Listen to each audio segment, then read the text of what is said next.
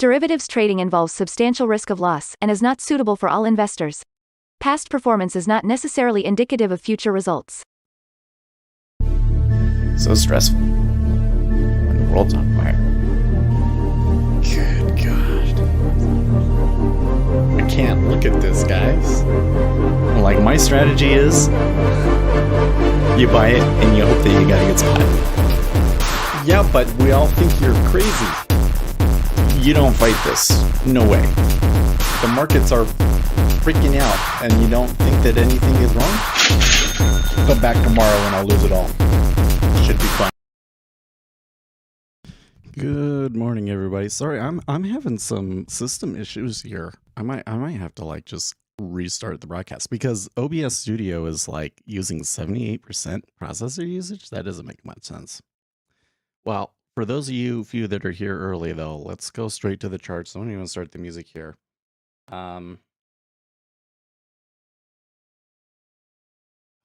That's really bad. It's really bad, guys. I don't know what OBS is doing, but it's using 75% of processor. What the hell?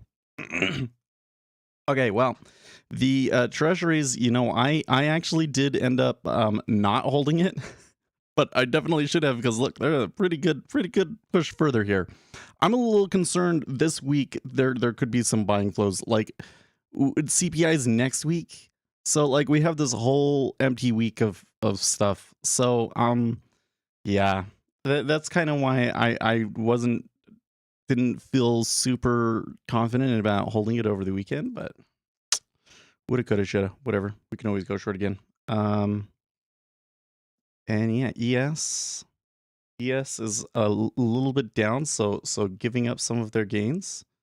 That was kind of the concern, was that the equities reacted so positively to that thing. Yeah, so yeah, I'm gonna stop streaming and restart the stream here, okay?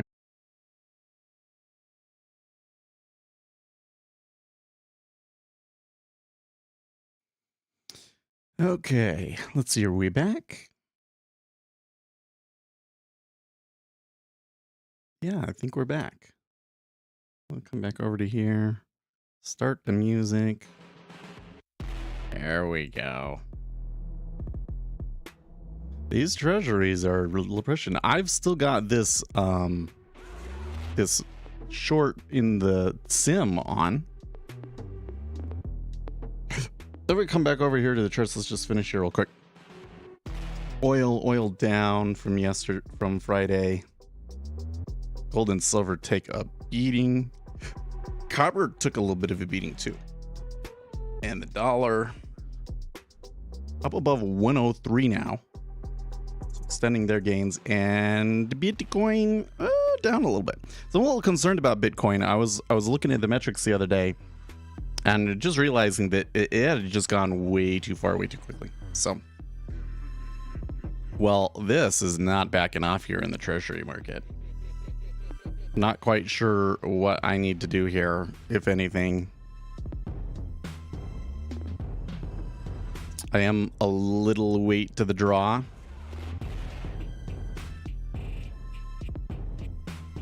There is definitely some serious volume shorting this thing, though, that isn't there? We're already 20,000 down.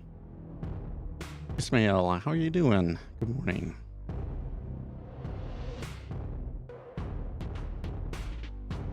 I think the reason OBS was breaking was because I had this other plugin I was trying out, and I think it turned on like the recording bit, and it didn't like that. So look at that.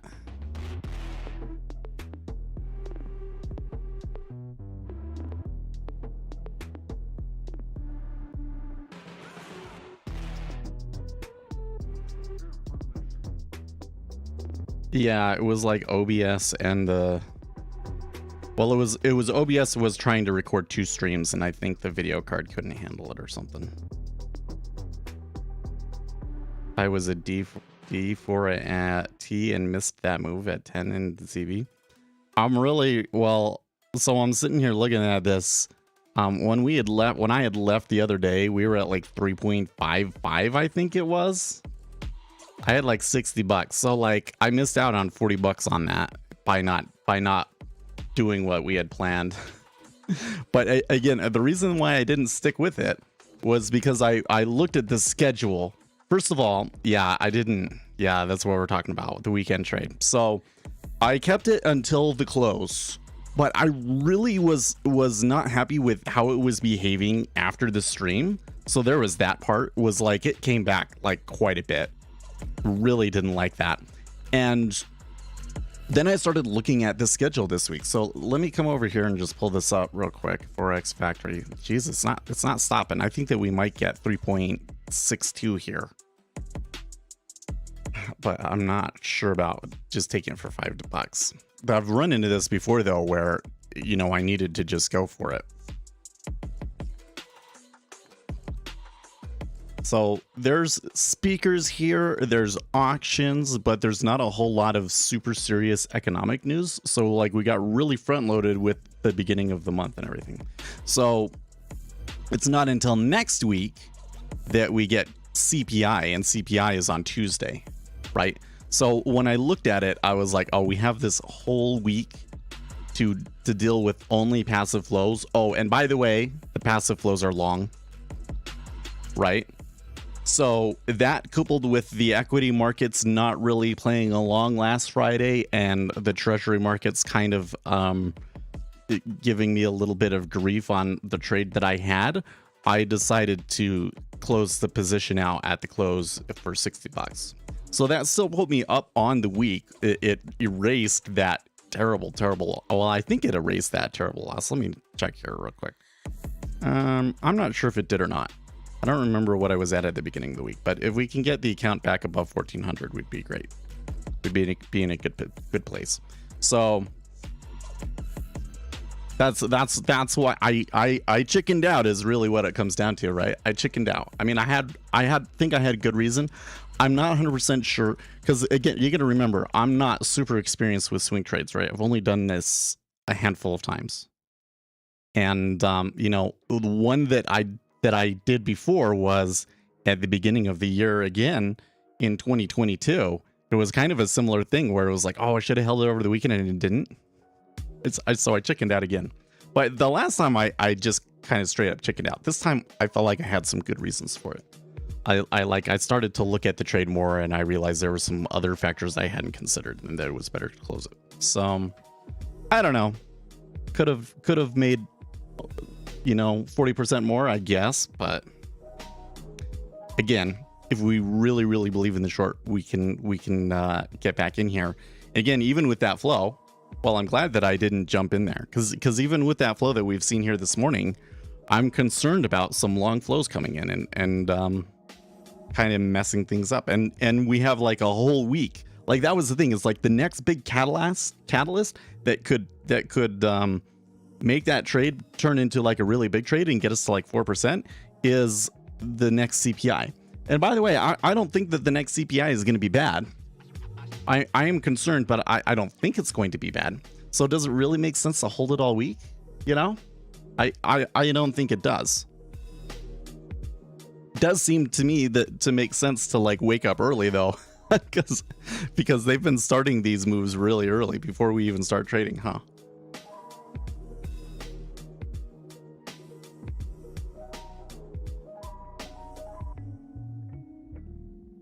Yeah, it looks like everything is fine on OBS and everything now.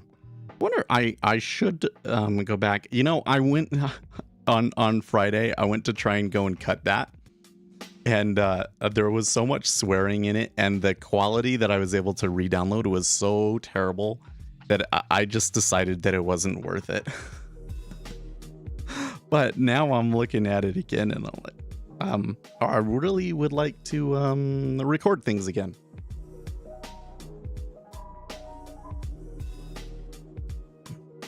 I don't think the playback, it had playback recording set. I don't like that. But I could use this NDI thing. Let's try it.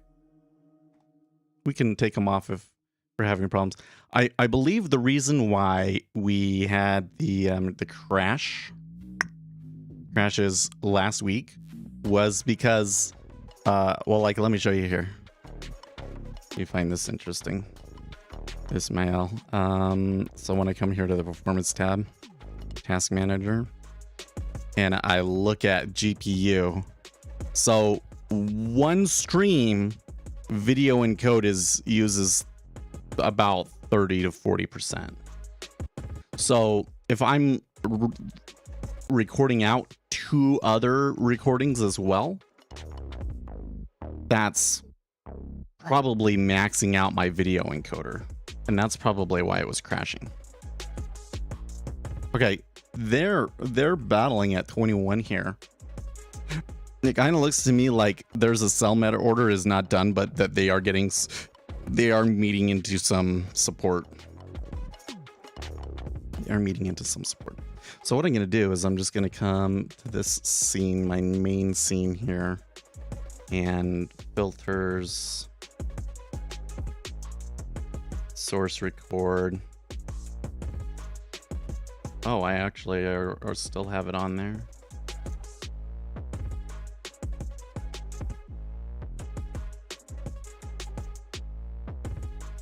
Stream mode. Oh no, I just want record mode.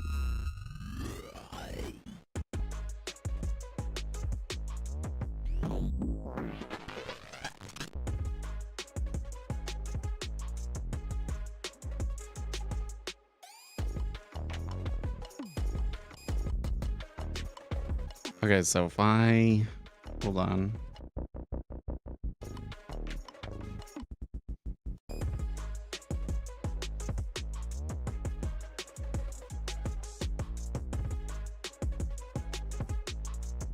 Oh, where do I have it recording to?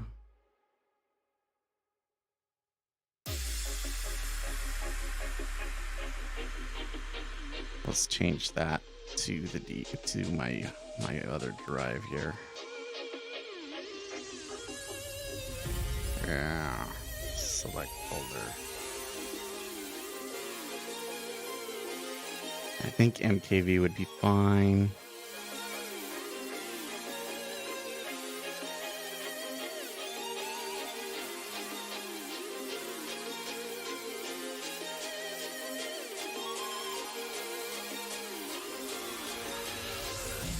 Okay, so if I unclick this,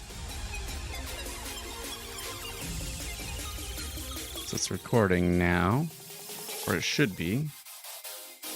Oh no!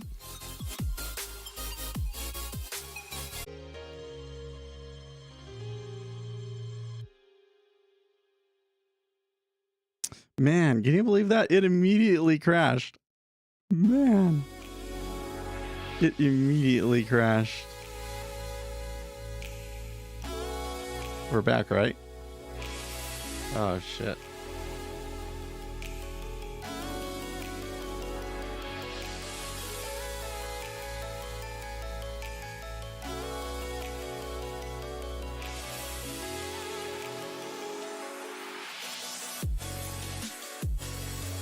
Hold on.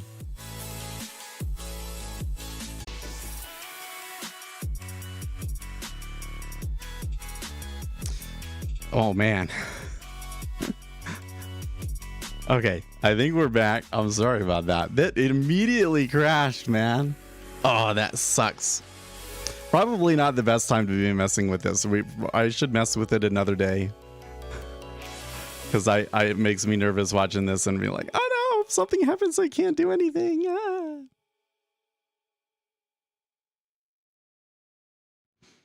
Now, you know what though? Over here on this side, I'm going to do that. NASDAQ killer. Would it make sense to like record everything and save it on YouTube as unlisted? Yeah, actually, that's not a terrible idea if you want to do that. I would just note that it being unlisted does not mean that it's impossible for anybody to watch, right? I think there's a couple of people that have made that mistake. Like on Matt's streams, he unlists all of the streams after the fact, And you have the link, you'll still find it, right? They don't get deleted, they're still there. It's just you don't get the video promoted on YouTube, right?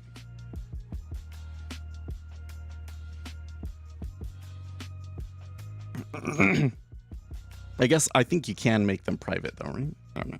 Yeah. But for that matter, you might as well just like record it to your machine.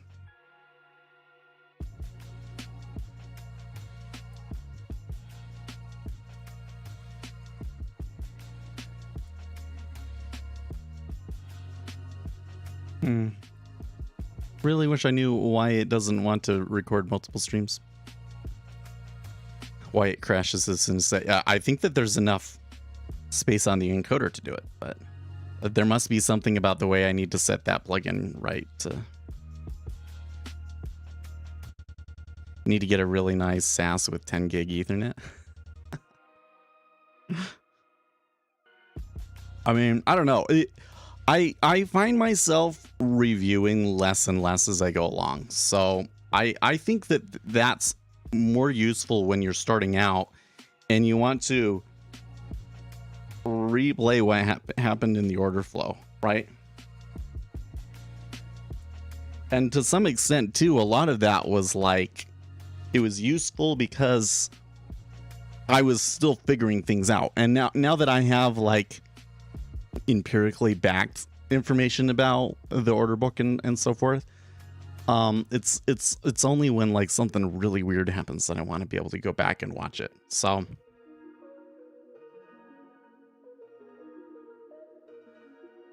well, we certainly have been hanging out in this range here. I don't know if there's going to be some pushback on this later. The thing is I haven't seen any news or anything to suggest us moving down. So I did think that this is maybe a passive flow. Maybe CTAs switching short, probably. Oh, I don't know. I'm just really weary about in this current situation that it will really continue through.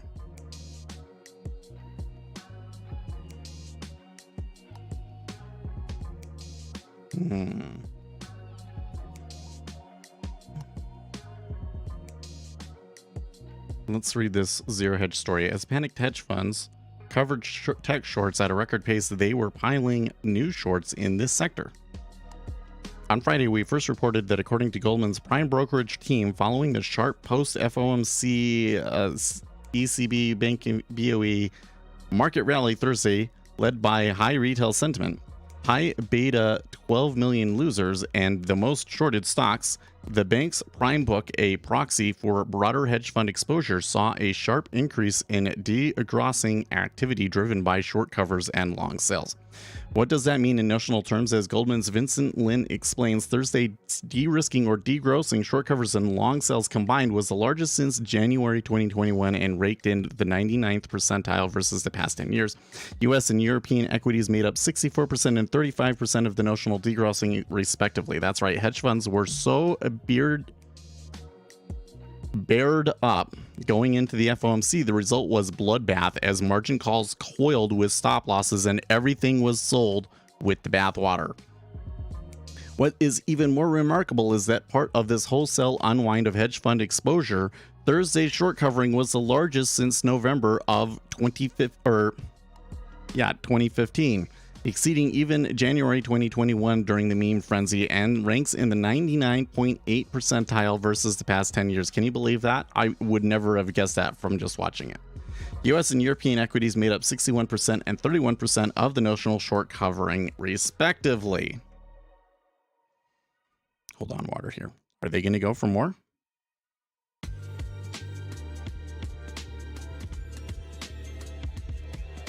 It'd be awfully soon, but let's dig deeper into Thursday's hedge fund activity. According to GS Prime, and this should come as no surprise after all, we have discussed the relentless shorting of tech for the past month.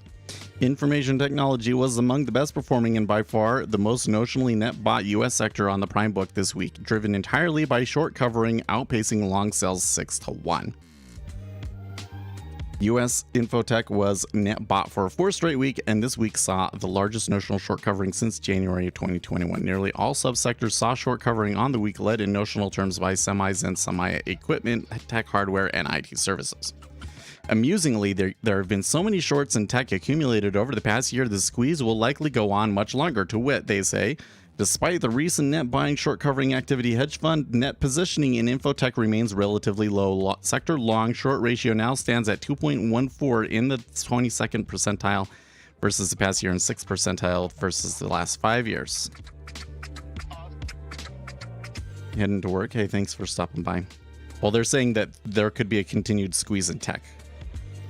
Again, none of this is news and a continuation of the same technicals which we have been discussing since the start of the year. What will become as a surprise to most, however, is that as hedge funds were furiously covering tech shorts, they were piling up shorts in another sector. According to GS Prime, energy was the worst performing and also the most notionally net sold sector globally on the Prime book this week, driven almost entirely by short sales. Actually, that makes total sense because energy was the one that benefited the most from the macroeconomic environment.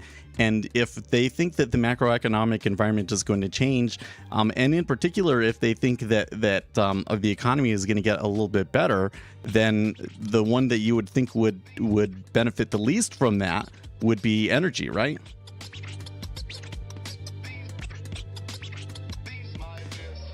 According to Goldman Prime's Vincent Lin, this week's notional net selling was the largest in 8 months and ranks in the 99th percentile versus the last 5 years.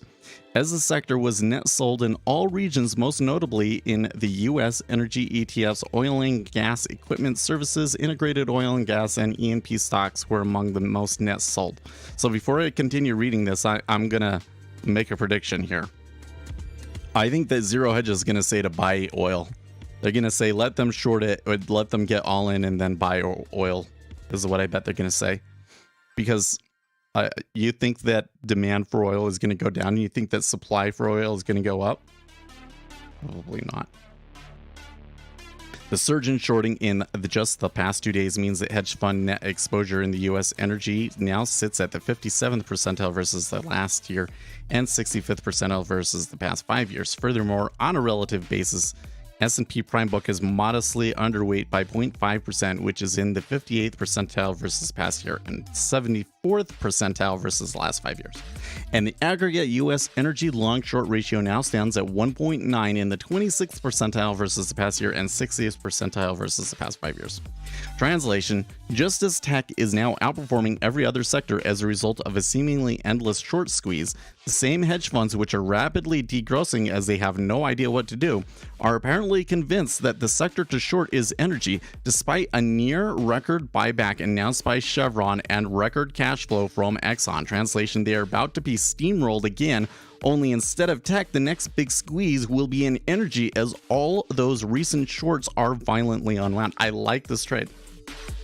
I think I don't think that this is one that's appropriate for me and my portfolio at this time.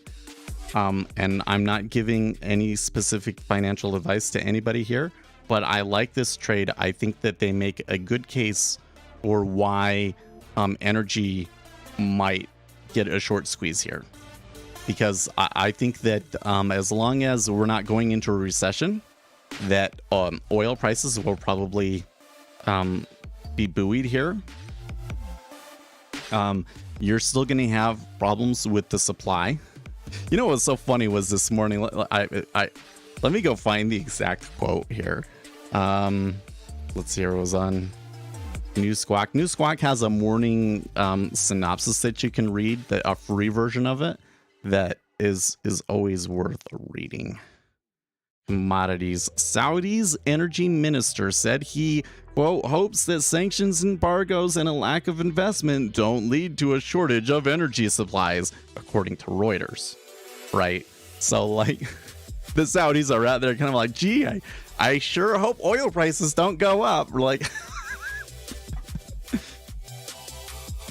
so you got all that going on. I tell you what, like, here's the problem. Is like I said, again, we have this understanding that the market is not informationally efficient, and that things can move prices very far away from fair value, and that current market prices don't give us the full picture, right? But not everybody believes that, and I think that there are a lot of people in the hedge fund world that completely believe are you know, they have fully dedicated themselves to the religion of not necessarily technical analysis, but of technical analysis, right? They think, oh, you know, this is what it always did in the past, so this is what we should do. Because like, honestly, how do you make a fundamental case for oil going down here? How do you do that? It can only be based on a sector rotation strategy based on past history, right? So they're gonna get totally right. And the thing is the retail traders are waking up to it. That's why they keep getting all of these short squeezes and stuff, right? The hedge funds haven't figured it out. So definitely could be some opportunities there. I tell you what, the sell pressure here in the Treasury today is pretty hard. I mean, there's been some really decent amount of covering down in here. Like, look, 31,000 at 20 has traded, for instance. Like, there was a lot of volume here. I don't know, are we at the time, like, this started at before 6:30, let's say. It might be a little bit too early for like another leg of meta order sort of thing to go through here, but there might be some impatient traders out there, so.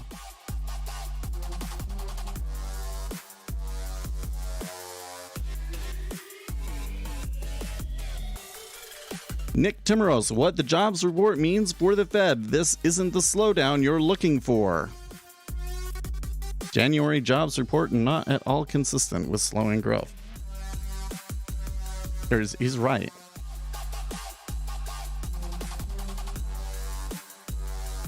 So let's talk about Friday, shall we?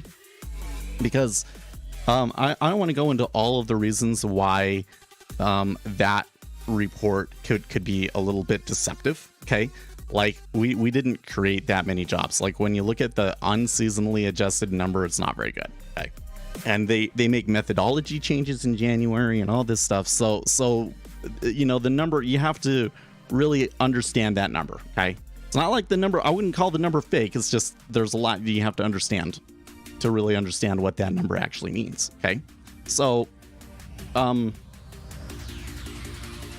it wasn't as good as it appears, but it was still good. There's no reading where you can come in and say that those jobs numbers are not good. And it really, I find it so interesting, because when we came in here, like definitely before the Christmas break, but I would say it was even after the Christmas break, there was still this idea that we would see a recession in the first half of this year, followed by a recovery in the second half of this year, right? And then by the end of the month, everybody had switched. Well, not everybody had switched. You know, I think that some people are still kind of slow to it, but the analysts are now all kind of shifting to that the first half of this year will actually be pretty okay. Which is kind of funny because a lot of retail analysts, this is the one that I get on, is like the people that TikTok was showing me. They're all like, oh, this is going to be such a disaster and blah, blah, blah. And I'm like, well, like when you consider the time frame and everything else, it may have already been priced in. Like the low may have already been set. If we're going to have like a recession in the first half of the year, it's possible that the stock market already bottomed, actually. So now everybody's flipping, right? It's such a dramatic shift. It's such a dramatic shift. And that jobs number really fits in with that, right? And so I think that one might be tempted to think, oh, the number wasn't as good as it appeared, and so that means that actually you buy the S&P 500. I don't think it was that. I think it was that they did come in, and I think it was that non-farms number really supported the case that we weren't going to have a recession at the first half of this year, and that was a reason to buy equities, right? The issue that I have with this is that this puts us at risk for another inflationary bout. And the PMIs are kind of showing that. The PMIs are like all of the activity is like dying down, but prices are not. That's what the PMIs are saying. That new orders and everything are like down big time and are like at record low levels, but prices are still compressed. Margins are still compressed. That's a big problem, because that means that the Federal Reserve is more likely to come in and raise interest rates far beyond what the market expected. And furthermore, the market has already kind of had easy conditions on expectations that the Federal Reserve is going to have to give up, right?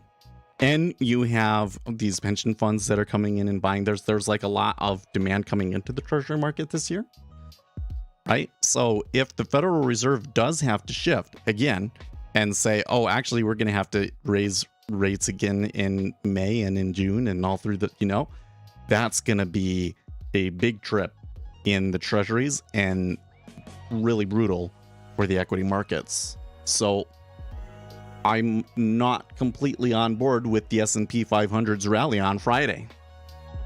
Is too long didn't listen. Too long didn't listen.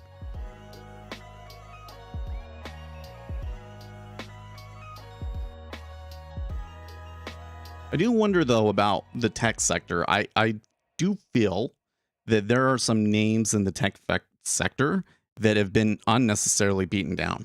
One in particular that still interests me is Microsoft, right? Because people are gonna, we're definitely getting another wave, like another hype wave over that whole AI thing. It's way overhyped, I gotta tell you. Chat GPT is not.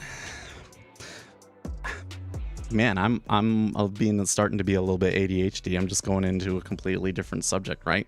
I think that the AI revolution is a huge shift that is going to absolutely change society and will make another massive increase to productivity and people's quality of life.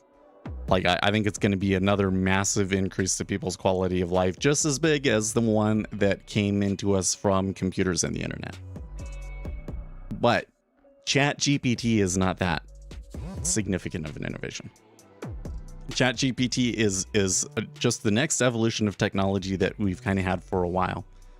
I think that there are other advances in machine learning that are much more interesting. And it's going to be in this place where we're able to eliminate so many inefficiencies just because the systems are too complicated for us humans to really analyze on the fly, or they're too fluid for us to analyze on the fly, right? That's where the biggest improvements are going to be felt, I think. And this whole like eliminating white collar jobs sort of a thing, all that's going to do is just eliminate the busy work stuff, right? It will allow people to do more interesting things in their job. It's not going to eliminate their jobs. I want a personal me too. Me too. Do you think that by the time we're like old people, before we die, that personal chef will be a thing? Could be. Maybe. I can dream.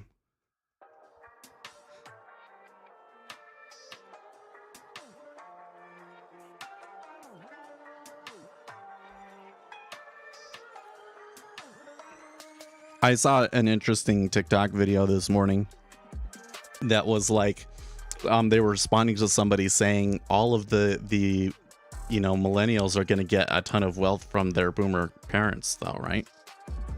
Well, yes, but also no. I don't think that as much of that wealth is going to trickle down to people as maybe they hope, because the medical costs of caring for boomers as they get old are going to be astronomical. I think that a lot of boomers are going to be surprised at how quickly that money goes away. I mean, Medicare helps, but have you ever, looked at the prices for like living in an old folks home? It's ridiculous, man.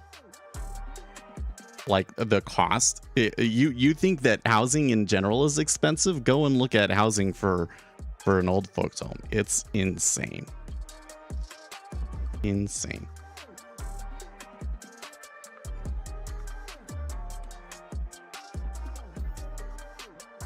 What are you saying about 80K?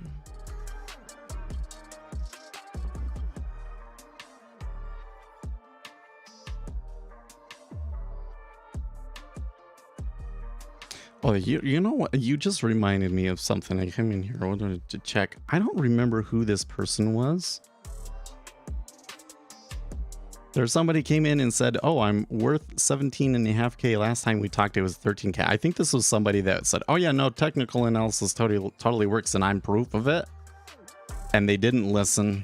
So now they're coming back and bringing, I immediately banned him. Like, I don't really remember the argument that we had with you, but I'm pretty sure you're an idiot and that we don't want you around. But don't tell anybody. I didn't like delete the messages, so don't tell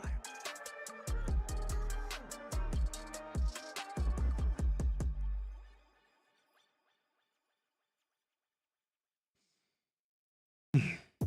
Okay, so now that I've said all of the things that were on my mind this morning. No, not all of the things that were on my mind this morning. There's one other thing that's been on my mind this morning.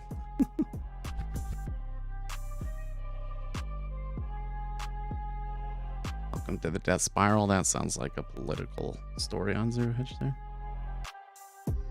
In my home, the home my uncle was in Florida was $80,000 a year, and oh my gosh, that's so nuts, man. It really is. You know what might happen? I actually, I don't know. I think that a lot of boomers will end up living with their kids, right?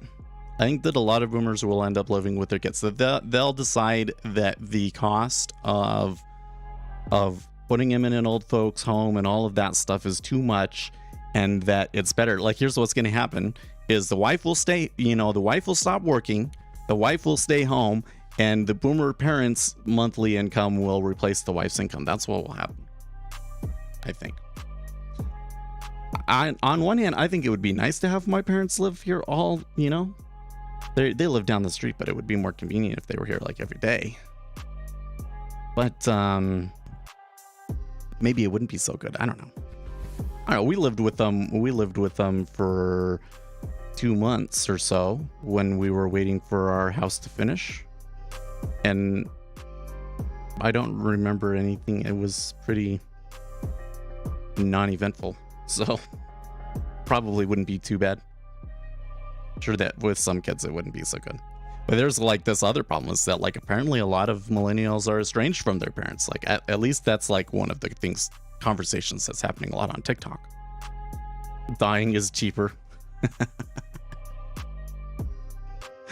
Probably is. Probably is. Well, this is why the Canadian government is encouraging everybody to just end it, right? That's so it. I remember that this is one of the things that bothers me so much. One of the things that bothers me so much was that in the early internet days, okay, like I think that everybody kind of goes through these different stages on the internet. It's like you're not aware of internet communities, then you're aware of internet communities, and it's just kind of this awesome novelty, and you're totally into it. And then you think you know what's going on, so you try to like exert influence of some sort, and then you realize that it's toxic and you just want out completely. Like this is the evolution that people go through. So I remember in my early days of being aware of internet communities when I was just learning and arguing with people on forums And people on the forums would always come through with all of these, this is what's going to happen in the future. If you let them do this, they're going to do this. And it was always like, that's ridiculous. They're not, the government's, this Soylent Green thing is never going to happen. The government encouraging people to kill themselves and all that, that's absolutely ridiculous. And like, what do you know what's happening in Canada? It's, oh my gosh. It's that, and there's so many other things happening in Canada, like them practically trying to ban guns. It is really crazy. I love people hear people saying it. Yeah, I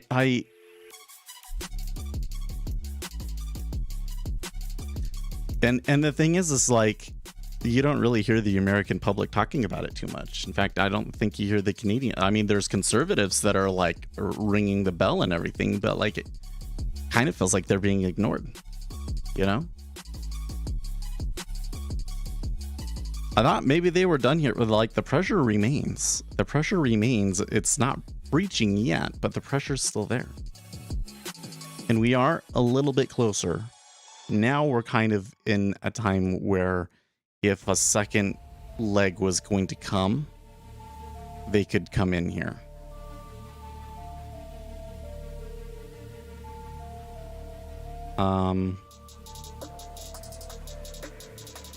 There's that big bid there in the 5-year. This would be the time where I would like want to get into another long in the micros, but I'm not feeling it. I hear never so many times about so many things from someone really surprised people who got stuff to say today. Oh, from some really surprised people who got shit to say today, yeah. There's definitely been some things that I never would have thought would have happened and have happened. Your parents are better than you, that's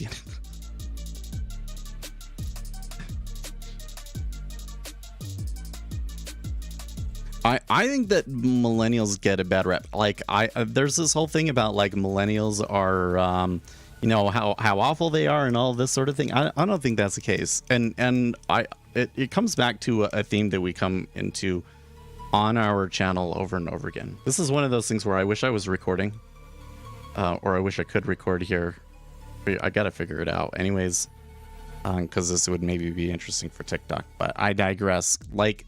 Again, the thing is that humans' natural inclination when approaching a phenomenon, a social phenomenon or something of that nature, is to think that it's about people's psychology, right?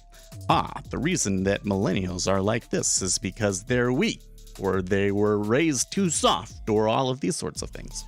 But what I have found time and time again is that the systems and the structures that we work within are much, much more powerful than psychology.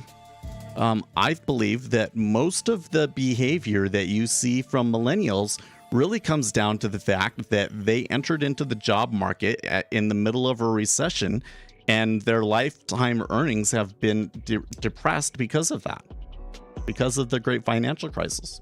I really think that's what it is mostly, right?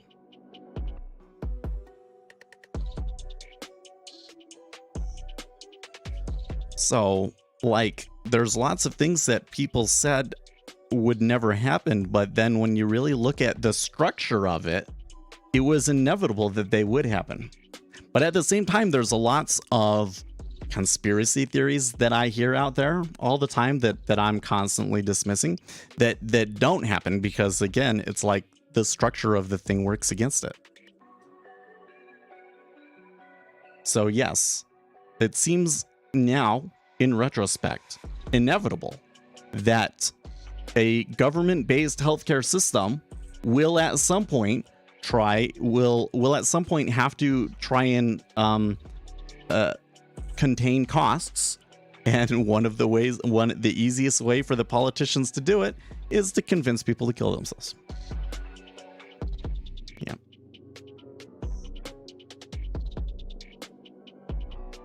We make job, we don't seek them.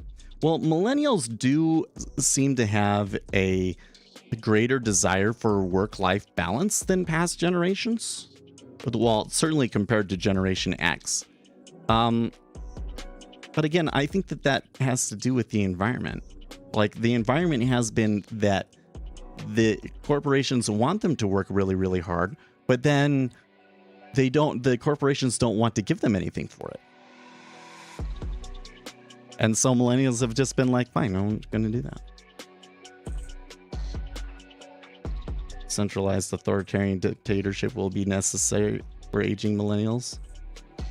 Well, when millennials die, it's going to be a big problem, won't it?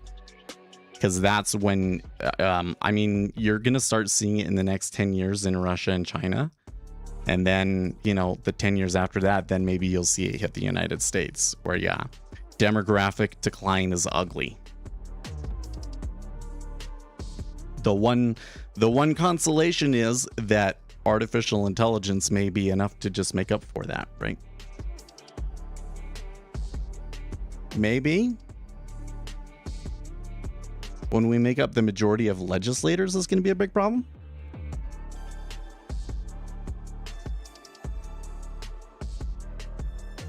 Well, because millennials are left leaning. Yeah.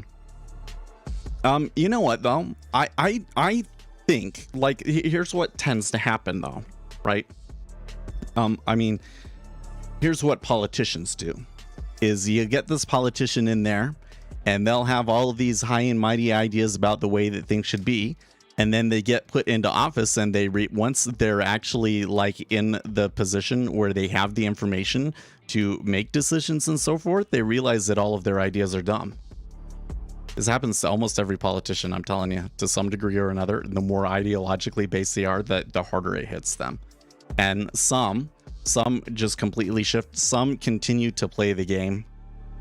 They'll play like to their audience ideologically, but then when push comes to shove, they never do the thing, right? So what is very likely to happen to millennials, again, when they're completely in control of Congress, certainly there will be changes. I'm hopeful that term limits do get put in place at some point. I don't think that the boomers are going to do it, but I think that maybe 10 years from now, 20 years from now, term limits for legislators could happen, right? A significant portion of your generation has mental illness, and nation being run by them doesn't exactly sound fun. So, well, now you're talking about something that I don't know if we've exactly proven, right? So there's kind of some different sides to this. So number one is, don't confuse millennials with Gen Z. Okay. So there's like this mental health crisis among Gen Z that's like quite crazy, right? I think that a lot of what you're seeing about mental health among millennials is really not that millennials are like more prone to mental illness because they are weak or anything like that, but rather that this degree of mental illness was always around there and people just didn't get treated. Really is the case. Again, so let's go back to ADHD, because we've had this conversation with ADHD before, right? People say, well, why are there so many more people with ADHD now than there was before? It's because everybody overlooked it. Everybody said, just buck up. You need to work harder. You're too lazy, etc., etc. And the people never got the treatment that they were ADHD. And if they had gotten the treatment, they would have done better in life. Like straight up, they would have performed better in life. And when you consider that if you have ADHD, there's something like a 50% chance for each of your children that they will be ADHD too, then you realize that a pretty sizable portion of the population is going to have ADHD, right? And so if anything, ADHD is underdiagnosed, not overdiagnosed, right?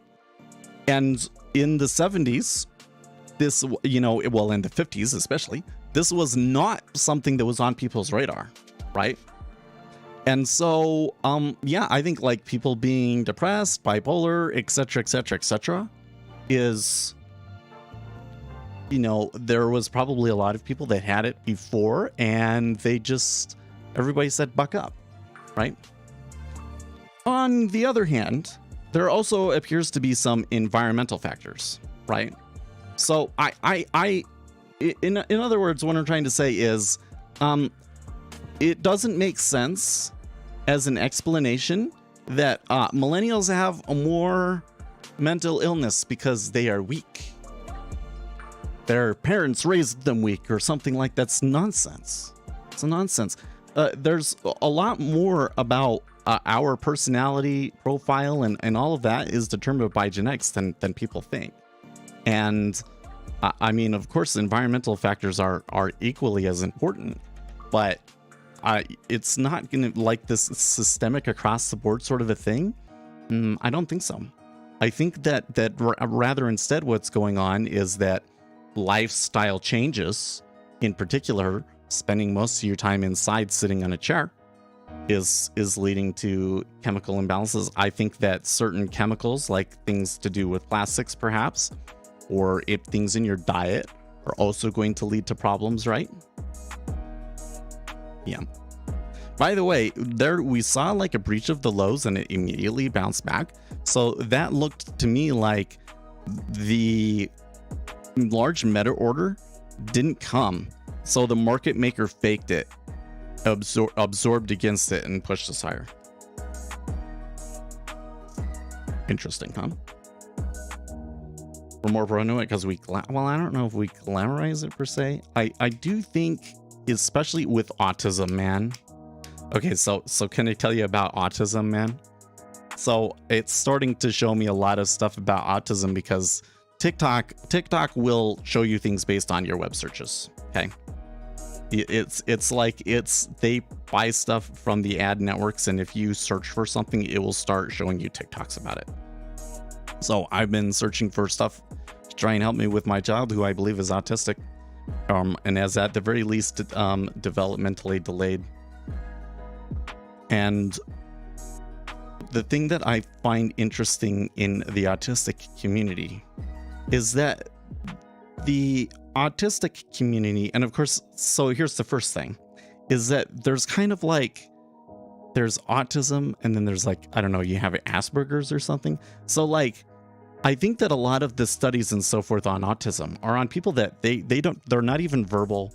They really can't even, you know, like the Rain Man sort of a thing, right? Rain Man was actually like a really high functioning autistic. Okay. So this thing where like you're autistic and like you're a normally autistic person and just like you never got diagnosed until late in life sort of a thing. That was not even a thing like 30 years ago. Right. Okay. But there does appear to be some group of people that do have this, like this in particular, they have difficulty with social cues and stuff like that. Okay.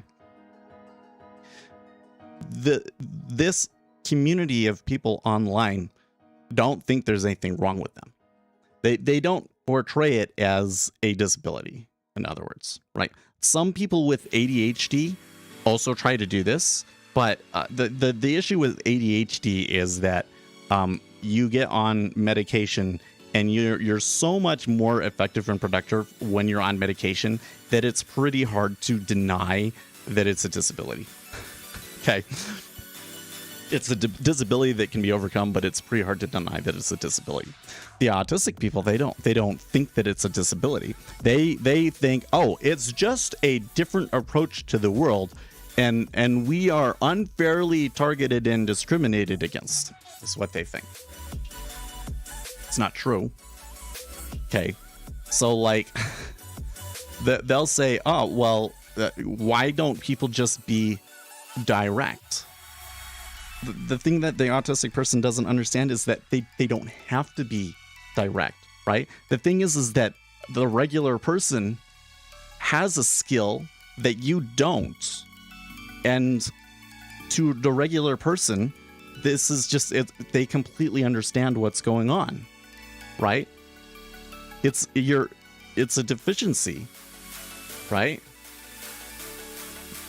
Why aren't people more direct? Because most people function on a higher plane than that. When you create communities for disabilities, it's a logical conclusion that having one becomes socially desirable. Look at the people on TikTok who are outed for having Tourette's, for instance. Yeah. There's a big problem in the deaf community, right? There's like deaf supremacists and stuff. It's actually like the deaf community. There's a lot of assholes in the deaf community. There's a lot of elitism in the deaf community. And then on top of that, there's like the group of deaf people that had rich parents and were able to send them to schools and stuff like that. Yeah, it's a whole thing. Anyways, they don't under like and so one of the craziest things that I see on TikTok is autistic people who are like influencers trying to teach autistic people how to interact with normal people better, and everything that they try and recommend to people basically ends up being like act like a psychopath. It was like I think this, at first I thought it was a joke. No, I'm pretty sure that this person is for real, and that they've just been beaten up by regular people so much that their approach to it has been lie to people and act like a sociopath and manipulate them.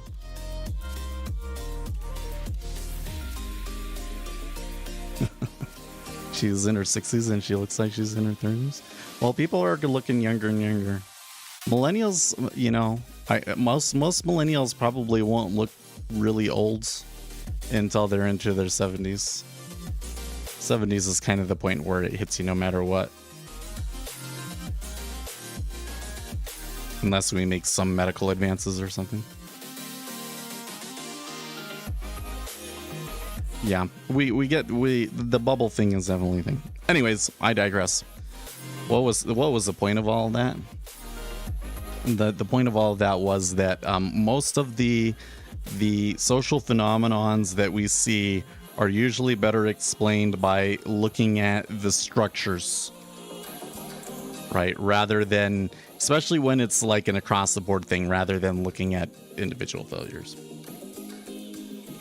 So when it comes to millennials, when millennials become the majority of legislators is going to be an interesting thing, because millennials do tend to shift left, and so far in their 30s they're not shifting.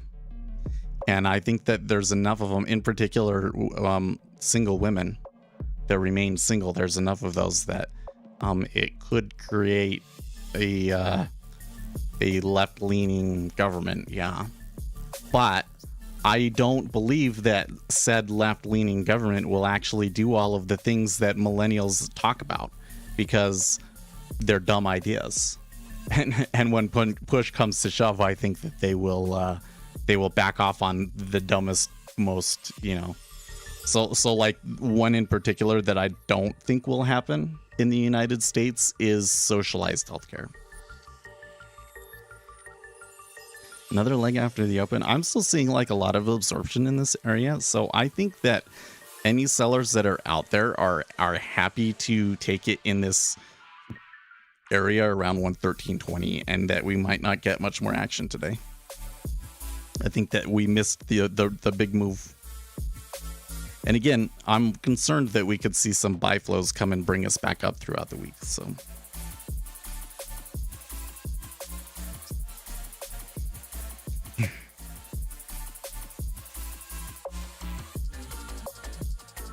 I want to go and screw around with the stream again now that things have kind of calmed down. I guess I could try it.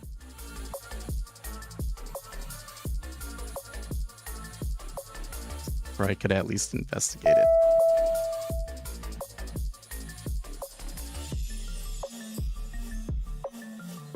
Source record. Mute it. It could be that it just doesn't like recording it to the D drive. That could be another point. I have to, let's see here.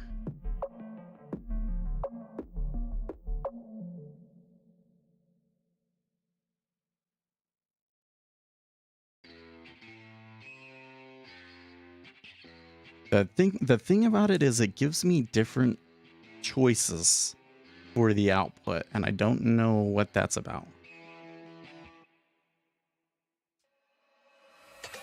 H264.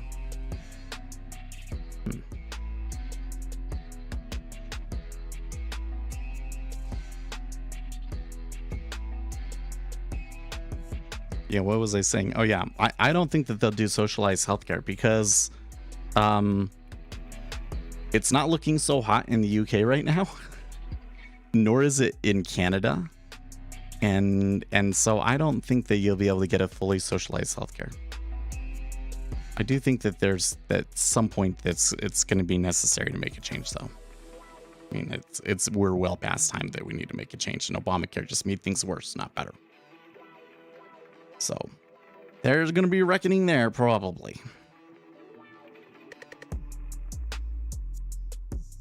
NVIDIA NVIDIA H264s.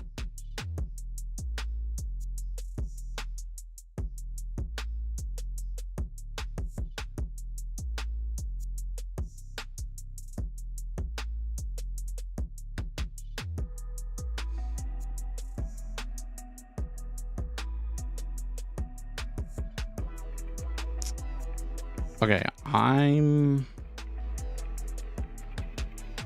what time is it? 7:30? Before I do this, I should wait a little bit.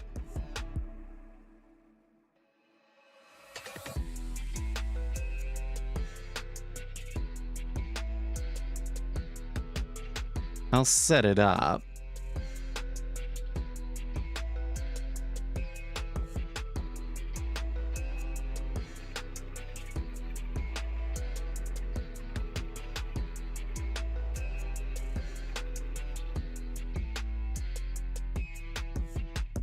I'll set it up, but I'm not gonna like turn it on.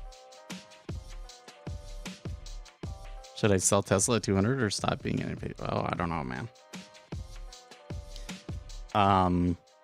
So like again, the macroeconomic framework that I've been seeing here, at least for this week, kind of suggests that we could still see some passive flows to the buy side. So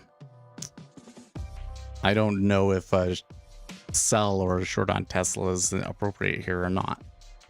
Tesla's a particularly difficult one because even though we might have some flows saying, long, Tesla could underperform just because it's so hated at the moment.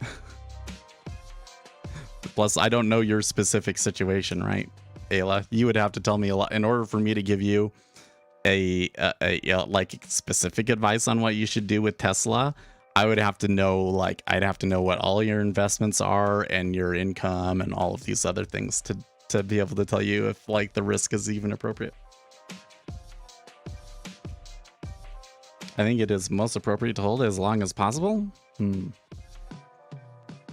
I see. I'm thinking more about Tesla from a trade perspective because from a long-term perspective, I think that they're probably overvalued.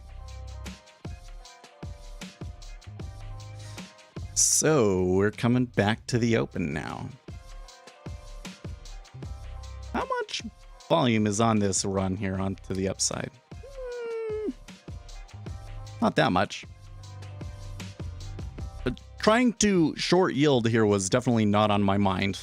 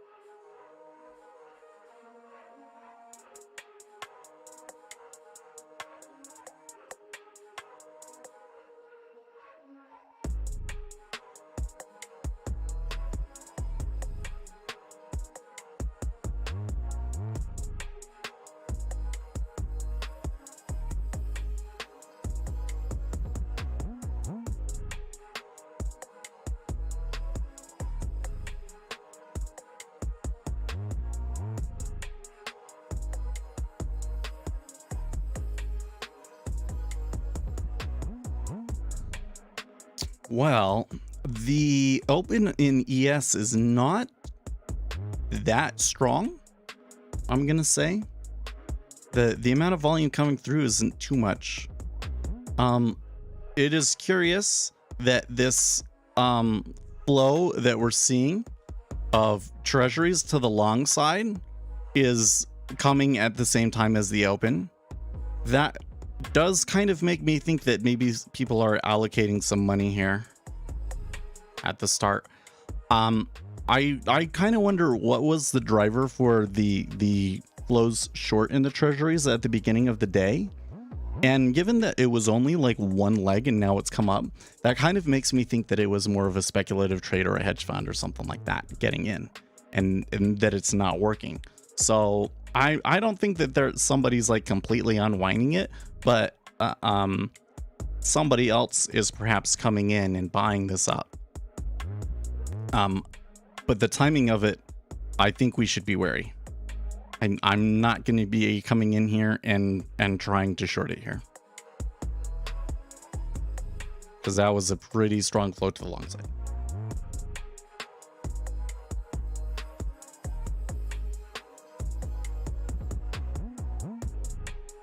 We'll watch this a little bit longer.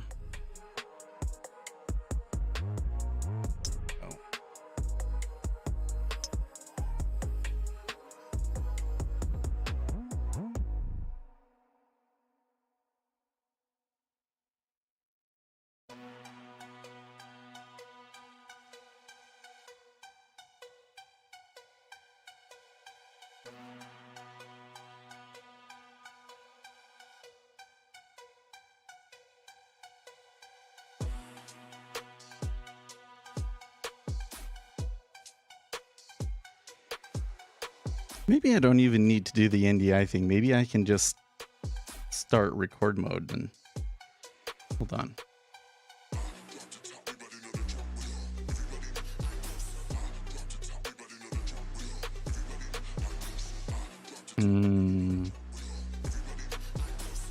It won't let me do it, so I'll have to do it tomorrow, but there is the recording output and it wants me to record to AV1, which I'm not sure is the way that you want to do it.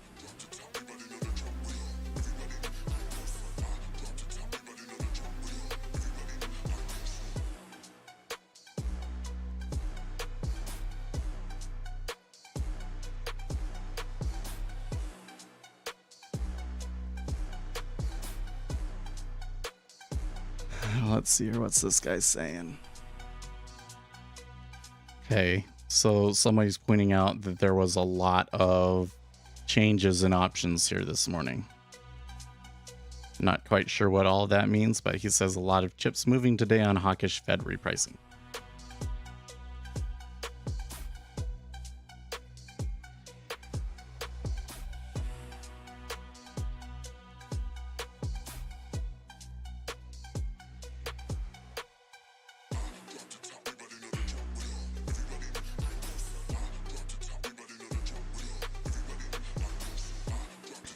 You could see, well, so let's see what if the next move in the S&P. So the upside that they've had so far, about 10 points up, has already kind of faded. We're starting to see some selling against it. If they sell it down to like this 110 area, I'm be curious to see how the treasury is reacting, kind, because that could mean that they're kind of realizing that might be more hawkish.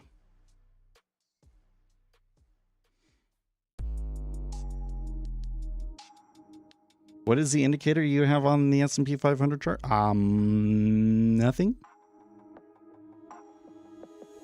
I have an indicator on there to make a bell happen at the open.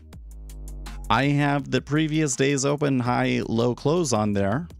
So these numbers over here were previous days open, high, low, close, right?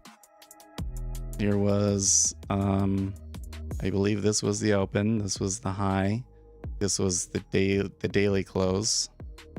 Oh, maybe I'm wrong. I don't know. I'm not quite sure. The way it works is all weird. Anyways.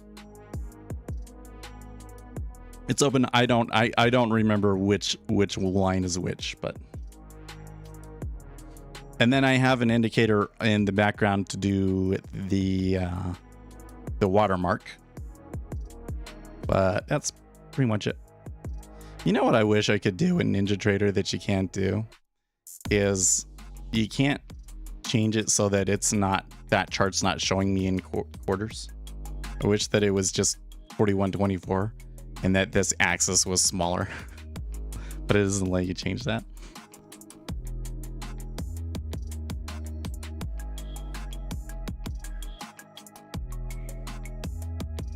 I'm gonna step away for a second. My back is kind of giving me some problems.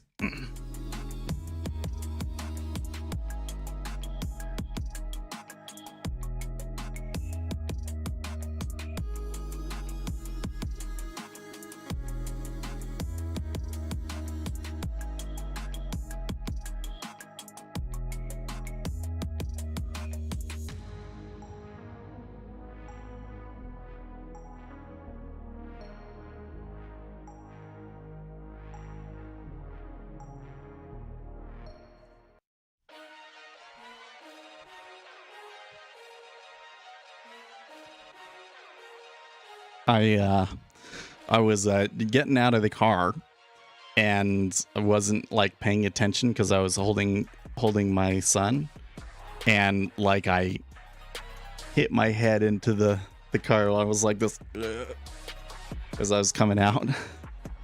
And so ever since then I've kind of had a kink in the neck. Haven't gotten that to completely heal, and need to get it moving more is what I need to do. Today will be a good opportunity to do that, though.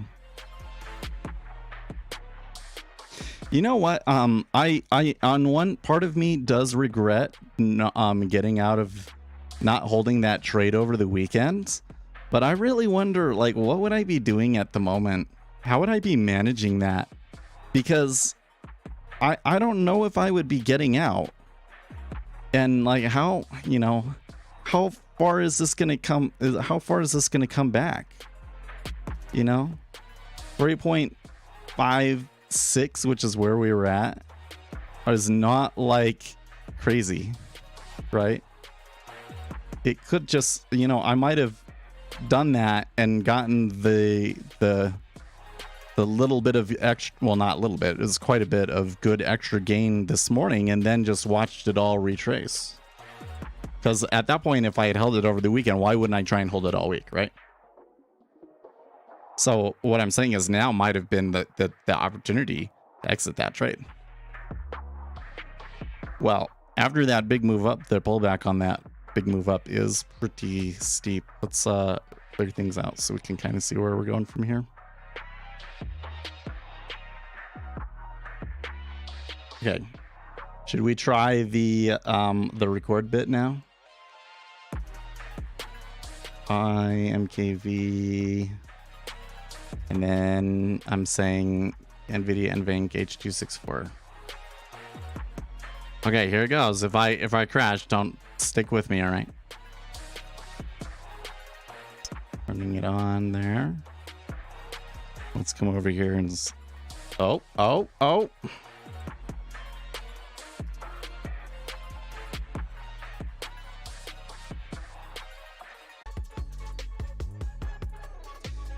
Okay, I'm back. No! Jeez. Okay, now I think we're back. I like restarted it and forgot to take the thing off. So it like immediately crashed again.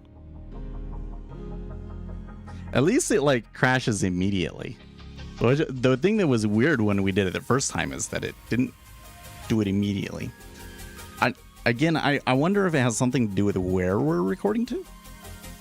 But instead of using that, you stick with me here. I'm sorry for you regulars. You know, this is a slow stream today, anyways. So it's okay. I'm going to try using the regular recording here. I want to open this up so that I can see.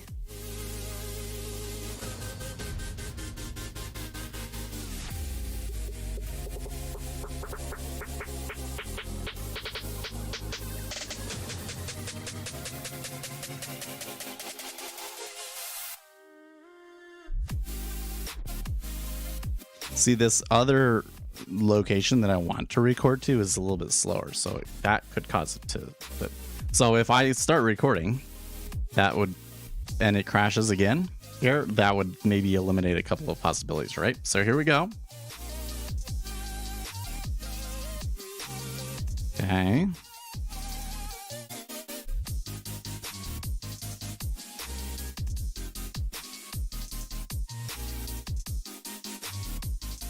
Okay, well, it started a recording. Maybe it has something to do with just that plugin.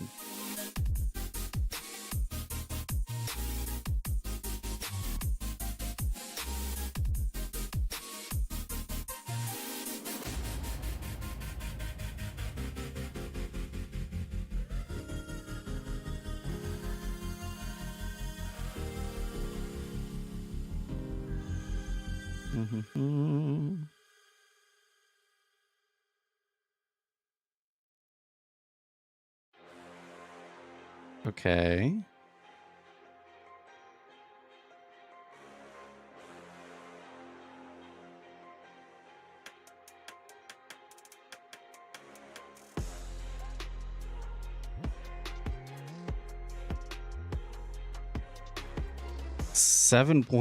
.8 earthquake with aftershocks of 7.5 in Turkey. Man, that's bad, man.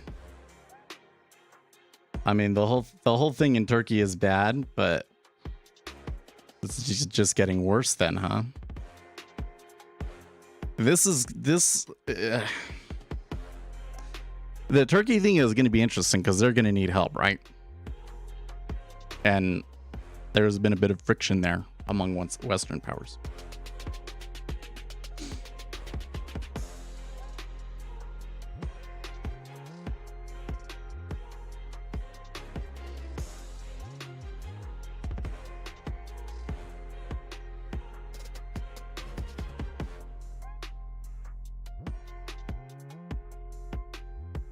And that balloon, oh my. Okay, you know what? So let's talk about the freaking balloon. My gosh. Okay, so at first I was just ignoring the story because I didn't think it was that interesting, I guess. Something happened that made it interesting to me. Okay, so what made it interesting to me? An official in the Biden, well, should I call him the Biden administration? I don't know. Somebody in the military or something like that says this isn't the first time that this happened, and that this happened while Donald Trump was president too.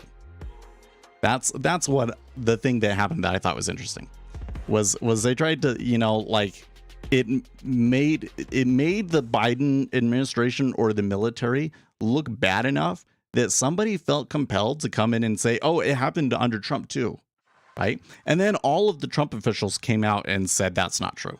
And I mean, like, everybody, like people that were, you know, that it didn't end well with Trump and all that sort of stuff, they all unanimously came out against that report real quickly, right? No, that didn't happen. Well, some people are suggesting that, like, it was such a trivial thing that they didn't even tell anybody in the administration about it, which sounds... that doesn't make sense to me. So what do you think the truth is? I don't know. The honest truth for me is that since the Trump administration, it's become pretty difficult to believe presidents about anything. and especially like anonymous reports like that could have just been complete BS. Could have just been complete BS. No way to know, you know?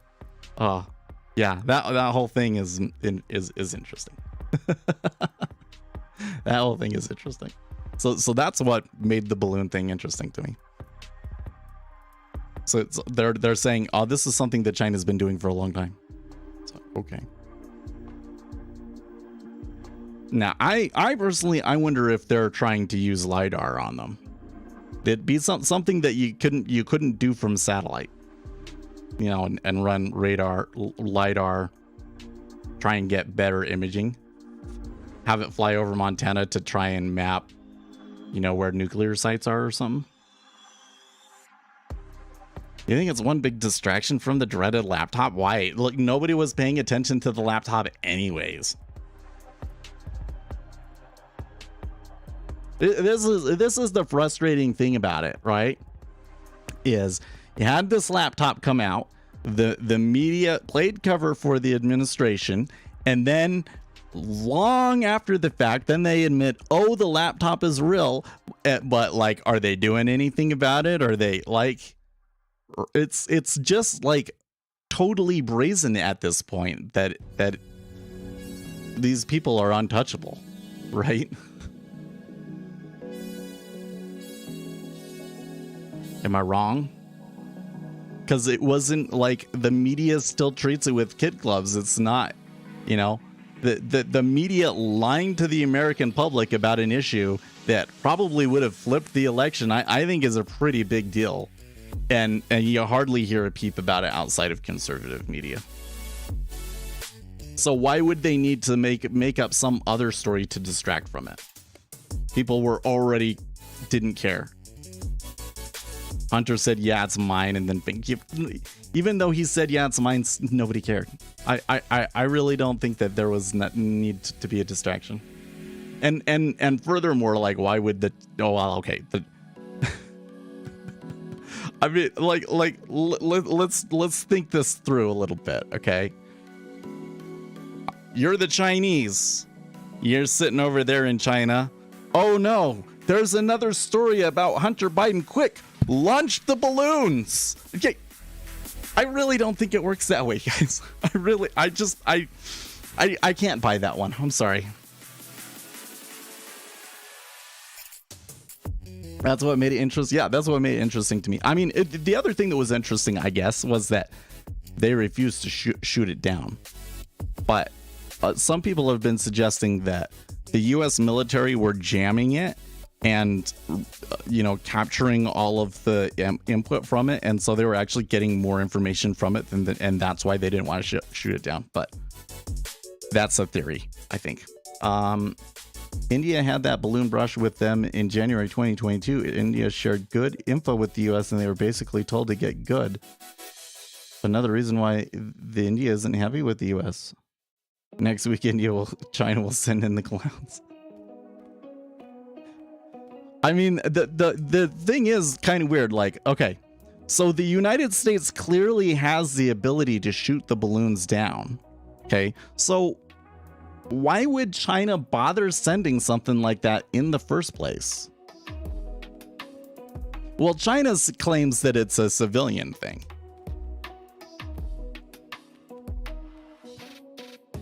Yeah, we spy on them every day with satellites. It's totally true. It's totally true. So in that respect, a balloon is really not such a huge deal. But that's the weird thing. Okay, so like, here's why the whole it happened during the Trump administration thing is interesting.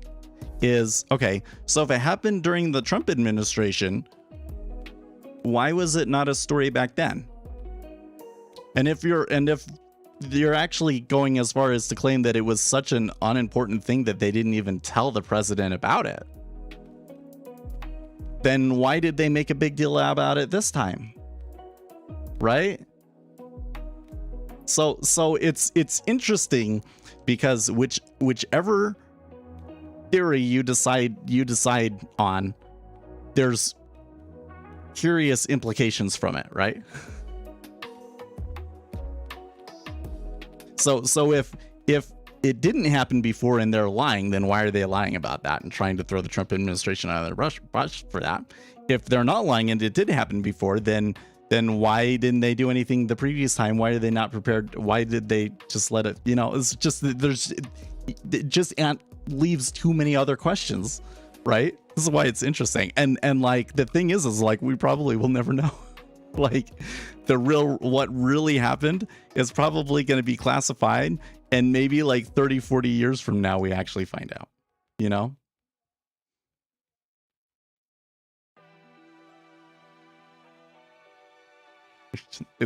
whole thing is weird. I don't know. Maybe it happened this time because the media just caught wind of it. I don't know. I don't know how the story actually broke, for instance. So yeah, I find it interesting.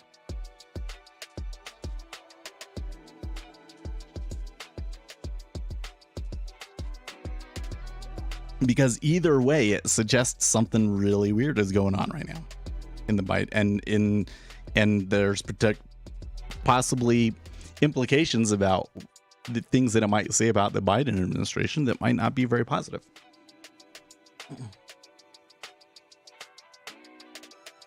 By the way, our little recording here, how is that going?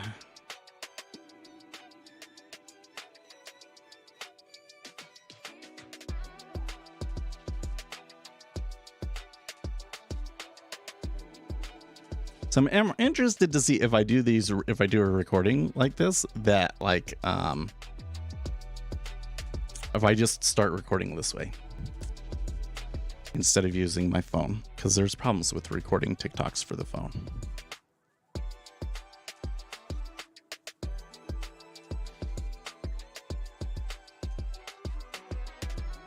Well, I can see the file there.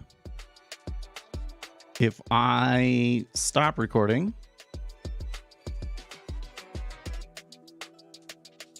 there it is. That's good.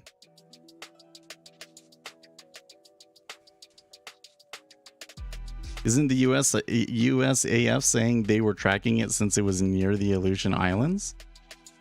But like, again, so then why didn't they shoot it down sooner?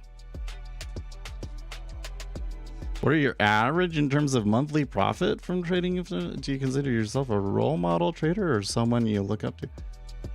So Christine Mazur, my recommendation to you is to not look, to not put people up on a pedestal and say, okay, here's the person that's made it and they're making profits and I need to follow and duplicate what they're doing and then I will have success. There are things unique about the trading world that make that approach to things not work. That's a great way to go about things in life. If you, like, let's say that you want to get into investment banking, meeting some guy that got into investment banking and getting some advice about how to go through college and so forth to position yourself the best to get into that world, for instance, or like, let's say you join a firm, you're going to want to talk to other people in the firm, then, you know, get constant advice from them on career advice and things like that. But when you're coming in here into the retail trading game, if any kind of strategy or way of doing things gets too popular per se, then the market just starts accounting for it, and then that strategy doesn't work anymore, right? So anytime that you see somebody and you really like hold them up as like your hero, you're just gonna be you're gonna be disappointed. I'm laughing at actually puking over investment banking. You know, I know it was a bad example. It was just the best example I could come up with, right? It was just the first thing that came to my mind. Anyways, so what you want to do instead, Christine, is you should go and look for proven information. So when I say proven, I mean like, can somebody show you something about the market that using the market data, like using the whole past history of the market, can show you that this behavior is really a thing well beyond a statistical margin of error? Okay, so I'll give you an example. Markets, the impact of large meta orders, that is like you're a big block buyer and you have to buy like 60,000 treasury contracts today. Okay, you buy 60,000 contracts of treasuries, that's going to move the market. That's going to move the market quite a bit. Okay, so how far does it move the market? And so researchers, they did all of this study. What they would do is they would go to a bank and the bank would give them their data. And so then they could see, okay, the bank executed this trade on this day and this is how far it moved, and they executed this trade on this day and this is how far it moved. And when they investigated that, they found that the impact of those large orders tends to follow a square root law, okay, which is basically why there's a constant that is unique for that individual instrument. Okay, it's between 0.5 and 1 times the volatility overall times the square root of the size of the order over the volume for the time period. And that is a law that tends to hold. Sorry. So like, you know, over any data set that you know, any sufficiently large data set that you look at, you will see this property every time. It's incredibly consistent, right? And there's all sorts of studies about it and so forth, right? So this is a really big part of markets. Professionals rely on this a lot. That's how they determine what to quote their clients for executing a large block order for them, right? And this is all like empirically based science, right? So that's what I mean. So why should you watch Seth? Because Seth knows the empirical science of it. Can you link? Well, I could give you a bunch, actually, but I think the one that's easiest to find. Oh, it got cut off. I'm sorry. I think you got the point. I think you got the gist of it, though. So there's like dozens of papers on this, but I think the one that would be the most interesting to read and is like the easiest to get into is called a million meta order analysis in Bitcoin, is what I believe it's called. And in that study, they got a data set from Mt. Gox, and they ran it on all of the meta orders that happened in Mt. Gox at that time. And they found that the square root law applied even in the Bitcoin market, suggesting that this behavior is caused by the order book itself, that any market that uses a limit order book will see this behavior, right? So anyways, what's unique about this channel? You're not going to see any other retail traders talking about this. They don't think it's relevant. They don't know about it, right? If I'm going to share something with you, it's going to be something that I can prove, right? So yeah, I'm trading really small, so I don't make a ton. Like a good month is maybe $50 from micros. So I could probably size up, but I don't really want to take super crazy risks or anything like that. So yeah, and the thing is that the person that's going to be out there that's going to be like, oh, I'm making so much money every month, and you should totally follow me so that you can make money too. That person's going to be lying to you.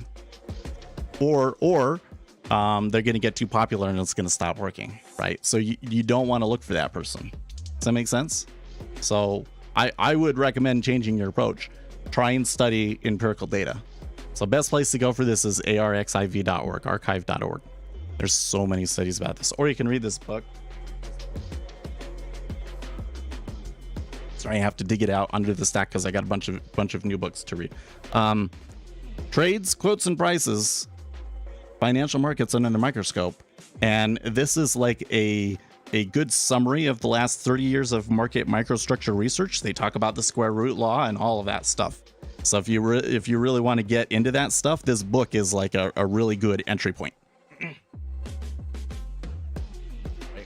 If you want something a little bit more advanced, look up the ones about continuous double side auction in Walrasian auction, and that kind of explains why we get liquidity holes. That study is really interesting, and it's newer stuff, but I think tells us really key things about the market, the way that the market behaves. Yep. So that's how I'd approach that. Yeah, thank you. I mean, I have a couple of videos. I have, like, if you haven't read the Inelastic Markets Hypothesis one, oh my gosh. So I have a video about it, about the Inelastic Markets Hypothesis. But there was a study released in August of 2021, I believe it was. If you haven't read that study, man, you've got to read that study, because that just like really pulls the cover back and helps explain why markets and trading is the way it is. Too long didn't read more market order buys and sells, price go up, more market sells and buys. No, but that's the whole thing, is that's not the way that it actually works. Right? There comes a point where you get so many buys that even though they keep buying, it doesn't keep moving. Right? And so the timing of things and everything kind of matters, right? You want to avoid getting into that area where they've already reached the limit of their impact and price can't move.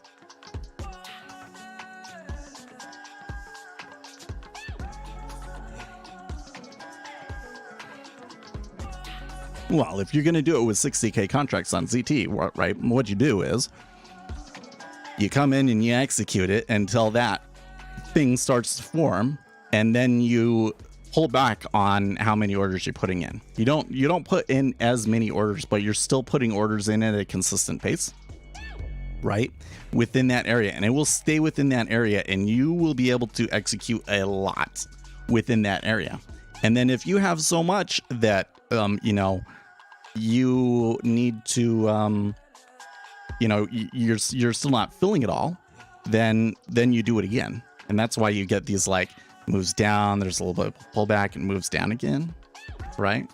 Because what they're doing is they're creating that liquidity hole again for them to execute into. The first thing that'll happen is you get a call. Well, I mean, we're talking about people that do this every day, right? From what I gathered from the people on the trading floor at the bank, the 60,000 contracts in the 10-year treasury. I mean, that might be different today, but like 10 years ago, 60,000 contracts on the 10-year treasury was not unusual. Right? You certainly wouldn't, but you know, if you're going to execute 60,000, you're going to do that over the whole day, course of the entire day, right? If not over multiple days, right?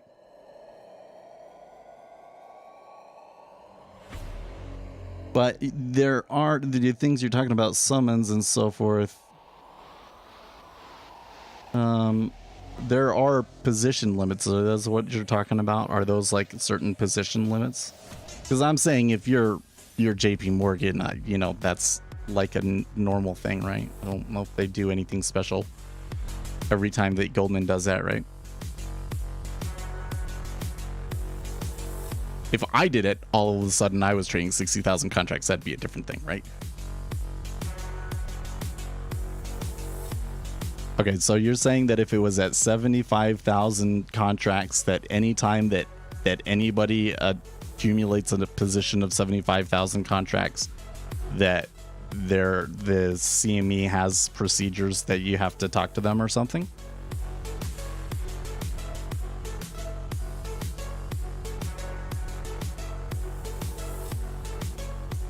And okay, and have those adjusted?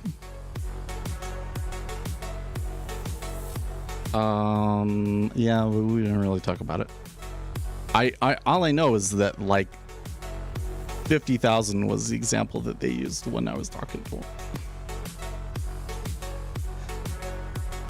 I didn't just pull the 50K out of nowhere.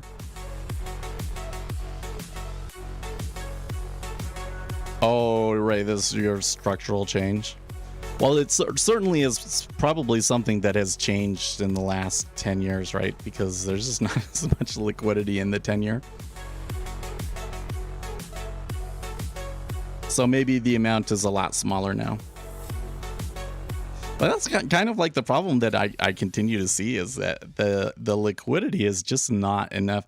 So like this whole thing about that there's like record amounts of short positions in the March contract for treasuries is kind of like, you know, how are they going to manage that? Are we going to get like insane moves at the end of the month because of all of that? Or did they already unwind a lot of it? You know, this next report that we get on Friday about positionings, I'm really going to want to see how much they pared back their positions. Right? Because you know, their market liquidity just is not enough for the amount of transactions that typically want to come through.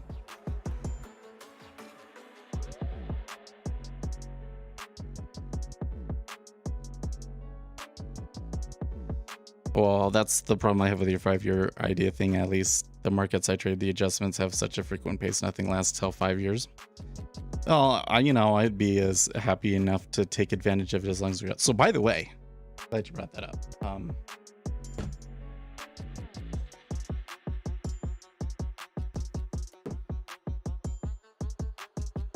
So there was a book that I was looking forward to because there was a guy I had met on LinkedIn that really seemed to know his stuff, and he was writing a book, and his book came out. The guy's name is Nicholas Burgess. Let's see here. Here on the back, I'll read this to you. His qualifications. He has managed quant teams and worked on busy trading floors at investment banks and hedge funds, including Citigroup, UBS, Credit Suisse, Bank of America, CQS Hedge Fund, Deutsche Bank, Commerce Bank, Societe Generale, ANZ, MUFG, Mizuho, HSBC, and XP Investments.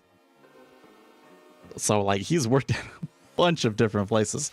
And one of the things that he talks about in the introduction of this book is that there's a lot of stuff that was like, because of the proprietary nature of things,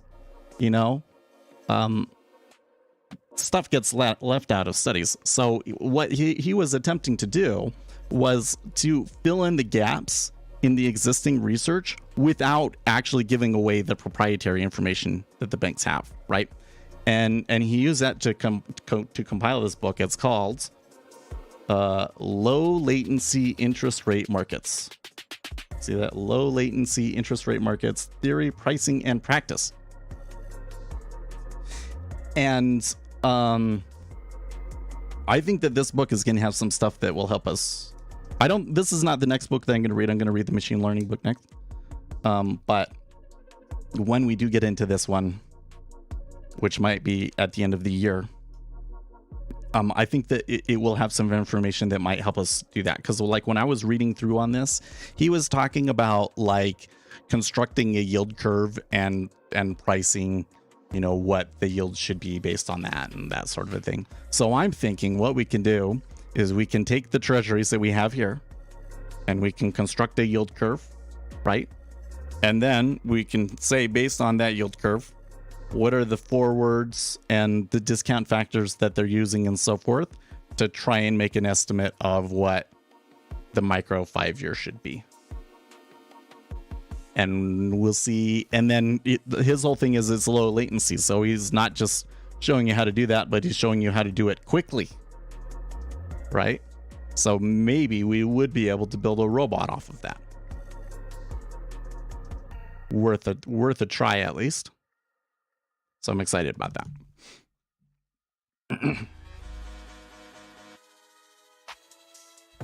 But you're right that the things will change, and I just say I think that this instrument, these micro instruments, I think that they have a real place in the market. I don't think that the CME just made them like, oh, well, we had micro ES and we had micro oil, so now let's make micro treasuries. That wouldn't make sense because most small traders were just fine trading one lots on CN anyways. I mean, I much prefer it this way, but they were still, I guess it gives you the opportunity to swing and everything. But I don't think they were just looking at it from the perspective of, oh, we bet retail traders will trade this and I don't think that was it at all. I think that there isn't very good markets for the interest rates itself. And when you look at benchmark interest rates and like the data that's out there and so forth, it's not really very available. And so by creating a future for it, for the on the run interest rates and so forth, and creating a market for it, we're actually getting much better and more accurate data about interest rates that can then feed back into it. So in other words, the CME saw a space in the market for trading outright interest rates, and that it would be beneficial. So if we can get, I think that, maybe just having a 1-tick spread on the 10-year is enough. But if we could get all of the instruments to that point, then hypothetically it would be beneficial to the market overall. So I'm very interested in making that spread come in, not just because with such a wide spread, there must be some opportunity in it, but because I believe that it would be beneficial to the overall market.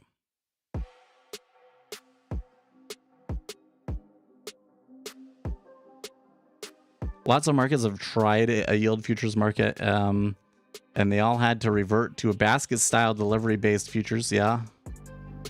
Well, there's definitely some I mean, we can see already from it that it's not all easy going, right?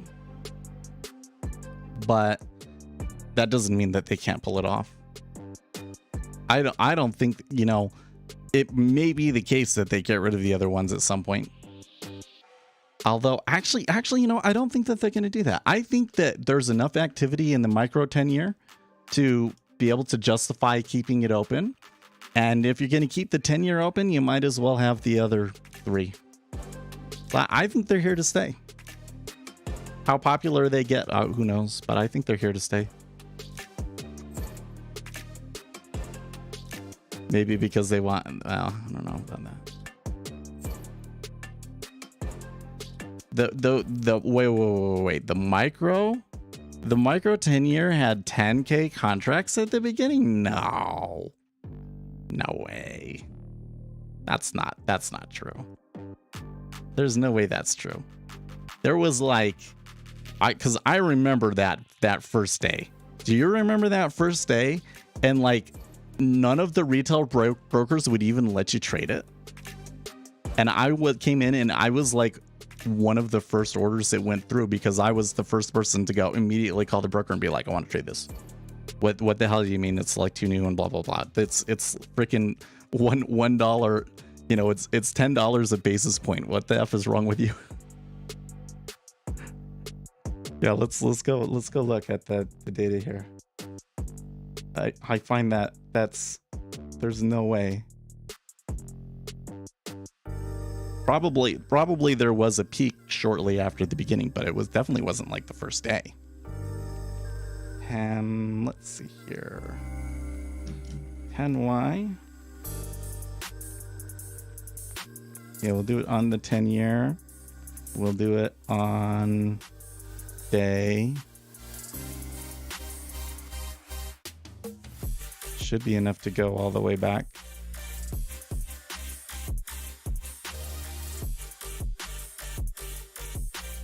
Yep. Okay.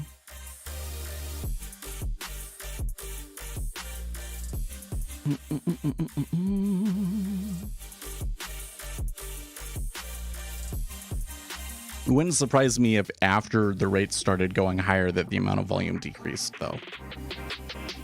Yeah. Okay, so it definitely wasn't the first day.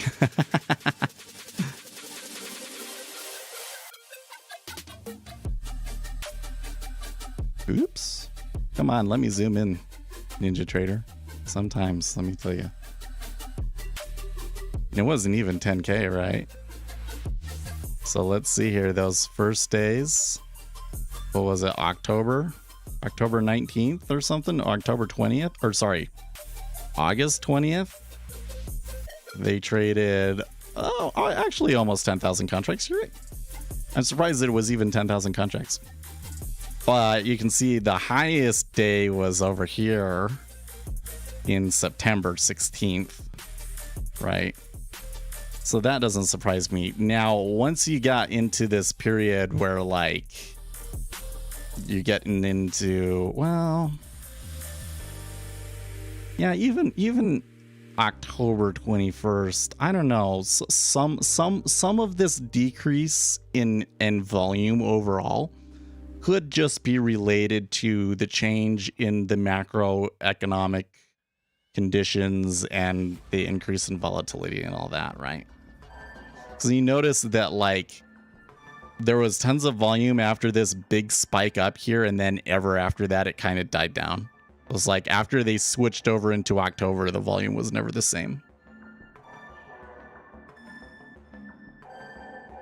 They traded, I guess they did the first 3 contracts, and then after that, the volume was never after.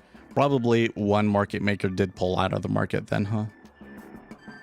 But I think more recently, like especially when you look here at the beginning of 2020, like the first month of the year, for instance, there's been high volatility.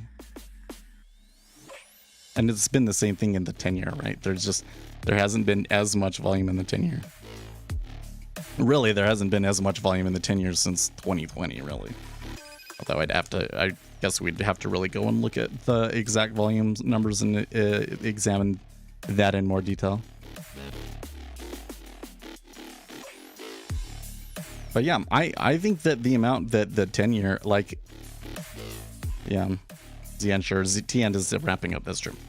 But I think there's enough volume to keep it. I mean, I think there's enough liquidity here in this market to suggest that it's sticking around. Like, I think micro 10-year will still be here in 5 years. Let's say.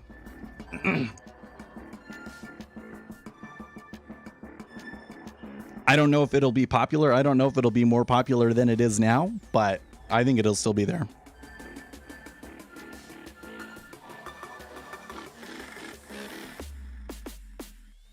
And the opportunity might still be there too. Who knows? I think the big problem here is that probably the amount of data that it takes to get a better estimate is just too expensive, right? To justify, for it to make business sense. To really get it done, you'd have to convince some bank to come in and do it out of the goodness of their hearts, which you might actually be able to do, but yeah. So I was gonna do something. I forget. You know, I got into that whole conversation. Now I forget what I was doing. Yeah. I was just doing this recording. All you need is not so sure that all you need is TN live data though. Because remember, TN is not on the run, right? So there's still going to be a slight difference between the two of them. So you would still have to know, you know, the curve between the on the run and the main one and adjust for all of that. TN is, oh, well, okay, let's go look. How on the run is it actually? Well, but no. Is the on the run, oh, the analytics tool will tell us, won't it? The on the run might be in the basket, but it might not be the cheapest to deliver. But it might be right now. I forget which site is cheapest to deliver.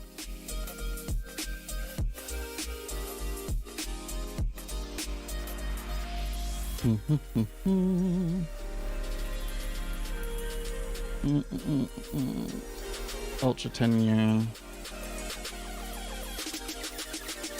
No, there's still a difference between them. But now wait, why is that? That's actually kind of weird. Explain that one.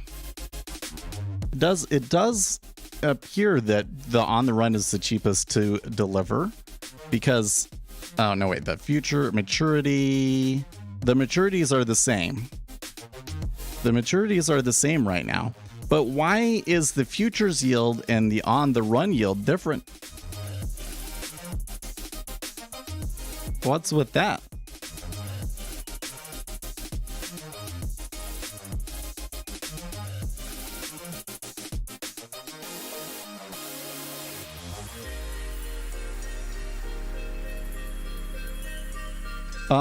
So it says the cheapest to deliver futures yield is 3.6081, which is in line with what we're seeing in the micro yield futures.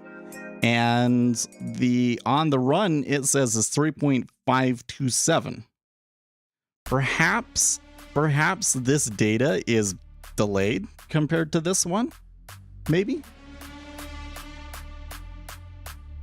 Might make sense if they're still showing prices from Friday or something like that it could be 3.527.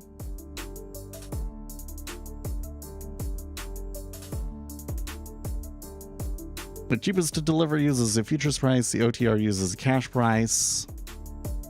So the OTR, so is it perhaps the OTR is not factoring in the cost of carry? Perhaps. That might be enough to explain it. Well, I wonder. Use a conversion factor and you get them the same. Like they have like the same duration.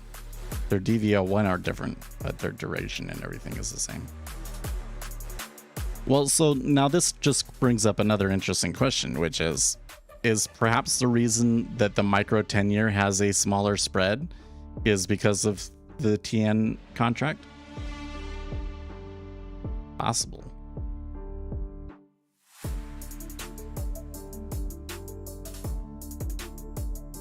But that's where it's like, I don't know if doing all of that calculation in the 10-year would be worth it or not. You don't think that it's a factor?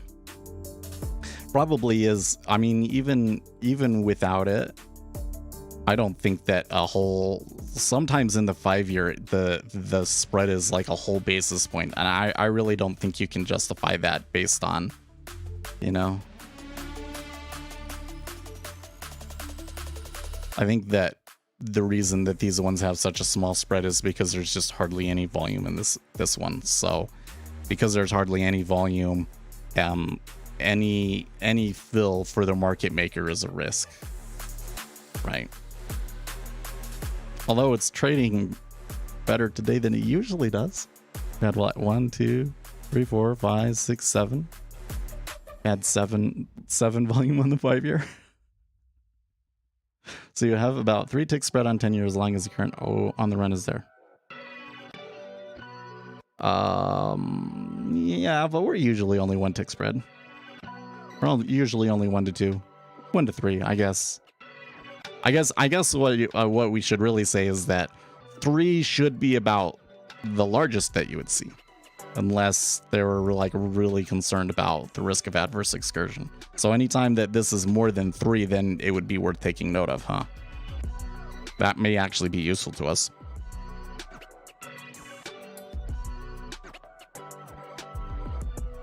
But in the 5-year, we wouldn't have that benefit, right? In the 5-year, we would have to factor the difference between the on the run and the future, right? If I come over to the 5-year, there's definitely going to be a difference. Yeah, it's quite a bit of a difference, and the maturities are off by a whole 6 months.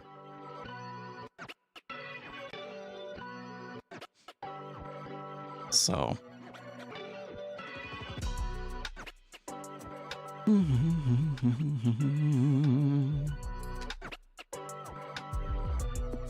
the whole thing is, without more volume in there, I don't know if it would be a profitable venture or not, but I still want to try.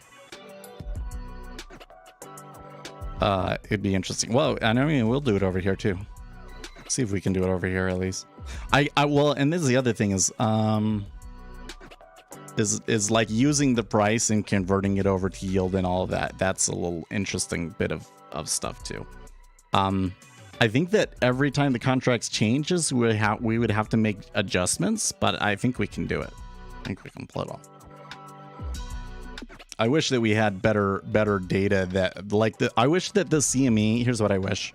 I wish that the CME had an API that anybody could hit that would tell you about specifications, right?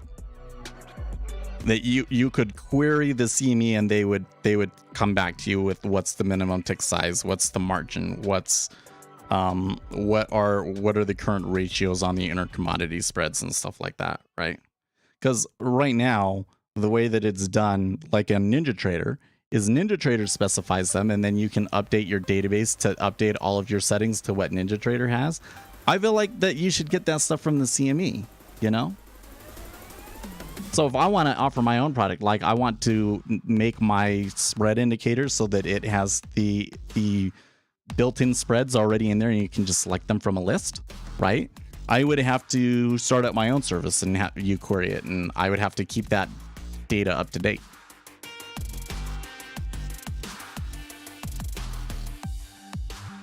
Every broker where there's no, like none of these applications do it that way though.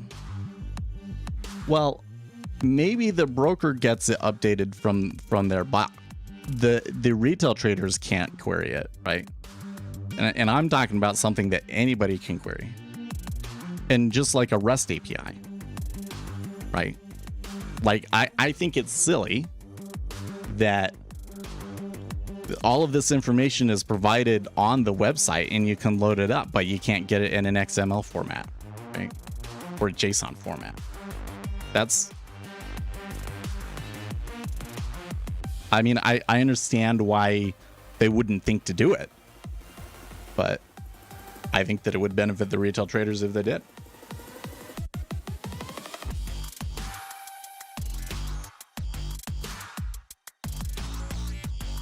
Because I can't tell you how many times I've come in here where there was like a new instrument or whatever, and like the NinjaTrader settings were wrong and they hadn't updated it. All the exchange APIs are just too expensive for retail traders. Yeah, but that's why I'm saying, like, if I can pull up the Treasury Analytics tool and get that information, there's no reason that it should be any extra, like, it shouldn't be any extra resources on their end other than just setting it up to allow an API to let people query that stuff through JSON. Right, if you're already providing it through the website. In fact, it kind of suggests that like an API already exists and is just not exposed to us. And they probably keep all of that so that, you know, you go and buy the expensive package. And I'm just saying, you know, there's this small part of it that would be beneficial to everybody that you should just make free. But there's something else going on in the exchange business that I don't quite follow, because I'm also really confused. If you have CBOT data, you have access to all that. How? I'm. What's the URL that I hit to get it?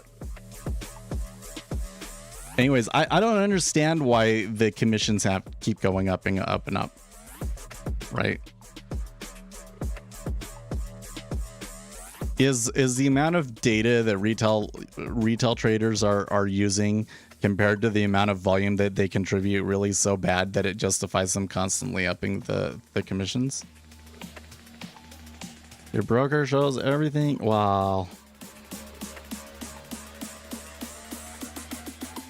But again, like, what's the URL then? Right? Because your broker might have, like you might be able to go into Trading Technologies and show all that stuff, but how do you know that you're getting it straight from the CME? Right? For me to, I think the thing that would prove that we can do this is you give me the URL that you would hit. Right?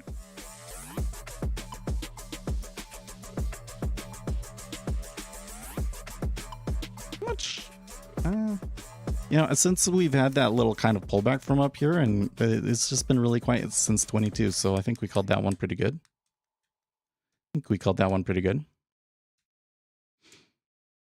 Anyways, you actually just keeps getting me into these conversations, and I haven't done the thing that I was gonna get into. Was this vertical? I was gonna set up a vertical thing to see how to record here.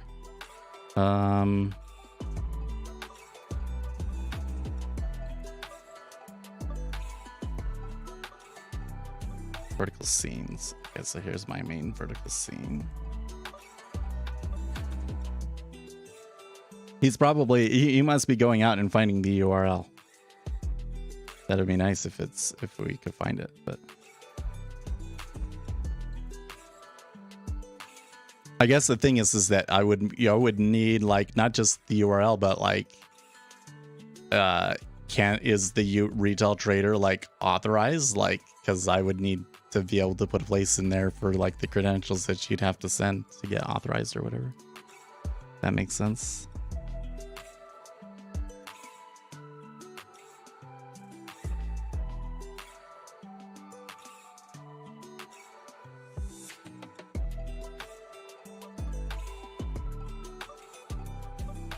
Oh, yeah. So when you say, how is this data displayed to you?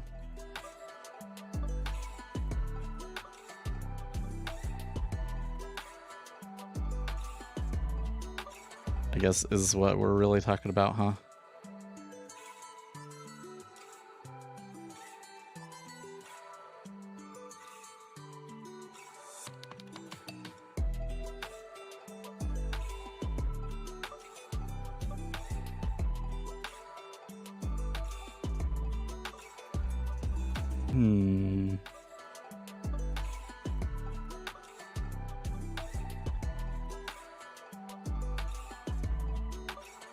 What's the most volatile? So if you want, so the word that we use is duration. Duration is a measure of how much the price of the bond changes to a relative change in interest rates. Okay. So the ones with the most duration are the ones with the longest maturities. So ultra 30-year is basically the most volatile, right? The ones with the furthest maturities and the lower that the yields are, the more duration there is. So you can come over to some of the like the real short-term financing things and also get some duration, but I don't think that their duration ends up being as high as UB. Yep, UB is the most volatile one.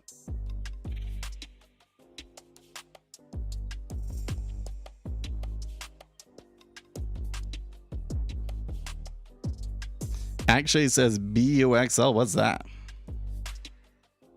Is that something I have? Euro bucks. Oh, well, okay. If we're going to go into European ones, interest rate futures contract with a notional very long German government bond with a remaining term comprised between 24 and 35 years. Oh, there you go. JGB. Okay. I don't think that anybody wants to get into that one.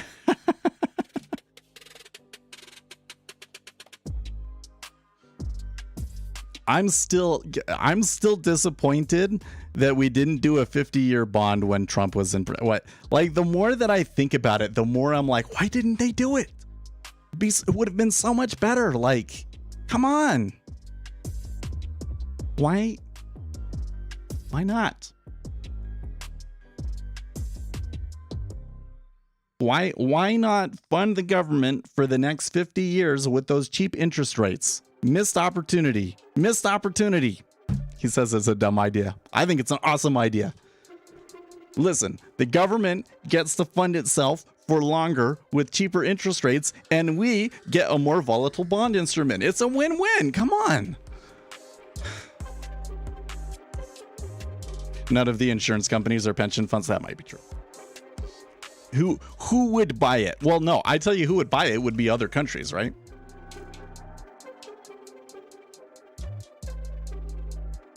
The Japanese would buy them.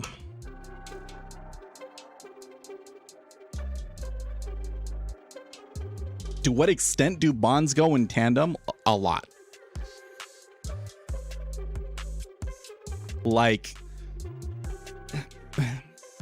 the differences that you'll see between different treasuries is, you know, they'll all move up, but this one will move up 2 ticks and this one will only move up 1 tick, right? Japan and UK's 40-year. Austria has a 100-year bond? Yeah, but it's the United States, my friend. It's different. So I'm looking at this, I'm doing this vertical thing. So like if I decide to do TikToks, and so I have it like this, and I'm like, I'm too big. I feel like I'm too big. I also have to kind of adjust the camera a little bit. I mean, that maybe might work. I'm not quite sure how to do this without making me smaller overall. Like coming in and doing this and just saying, nope, I'll only be 50% of that. I guess I could do it like that. Let's set up like the regular scene. So what would be, what's 1920 divided by 2?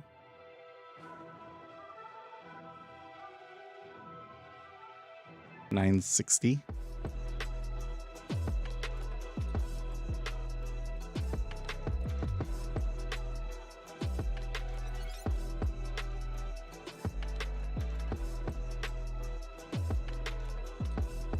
And then we could add the other scene here.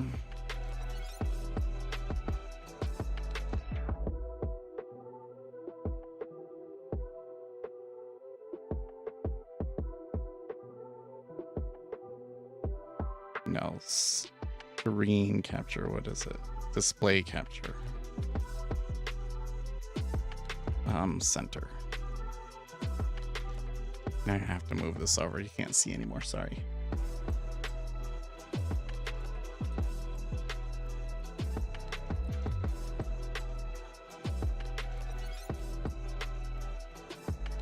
OTRs might, but others have their own ways. Sure. Yeah. Let's just say there's a very, very high degree of correlation.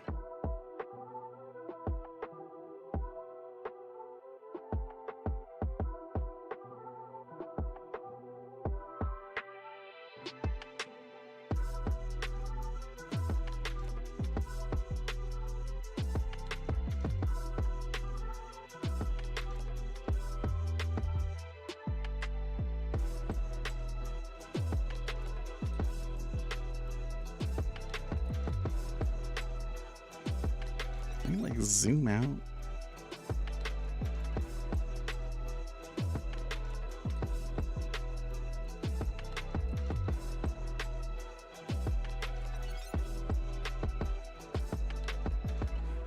Oh, okay, I can do it this way.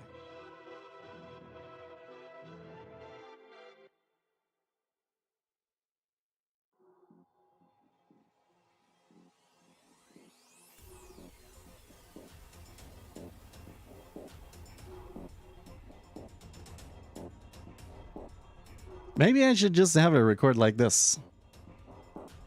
Me on the bottom. Treasuries on the top. We'll stop that. Oh, except for that, I'm messing up. Yeah, like that. Something like that. We can try it.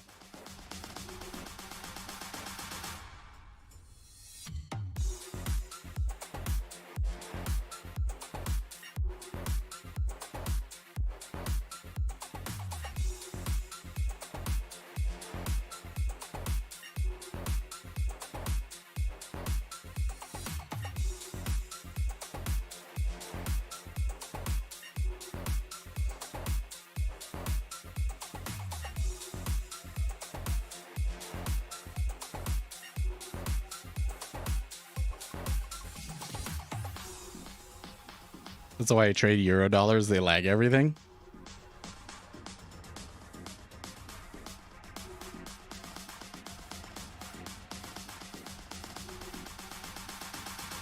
You wait for the opportunity.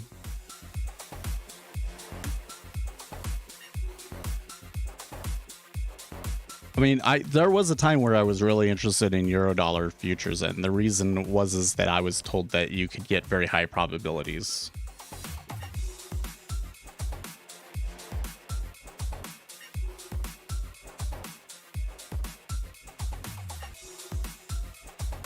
But that's also why I've always been interested in SOFRs. I guess I wouldn't want to trade euro dollars now. I'd do SOFRs, right? But that's also why I'm still interested in trading spreads, is because they tell me that that you can get very high probability trades from them. But I've not found it to be that way.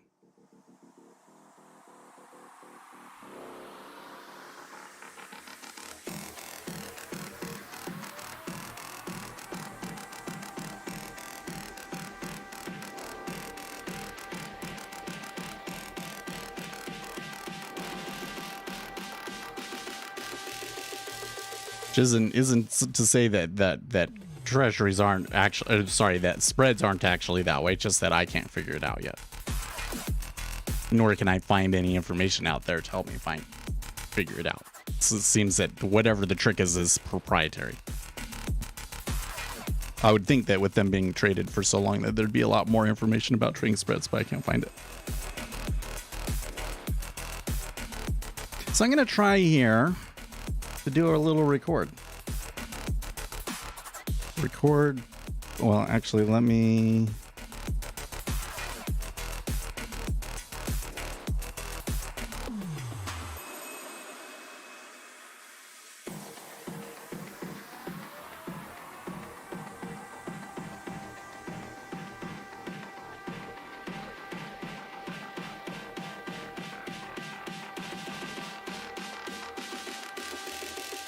trying to think about how can I make that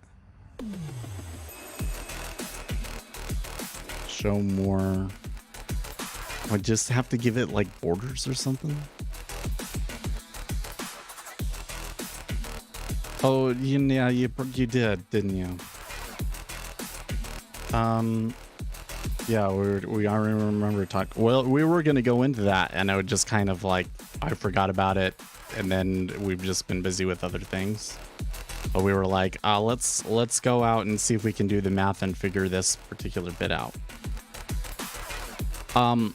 But I guess the thing is actually is I feel like that there's got to be more than just that. And I wasn't able to find like any studies on that subject. Right? What I'm looking for is a book or a study.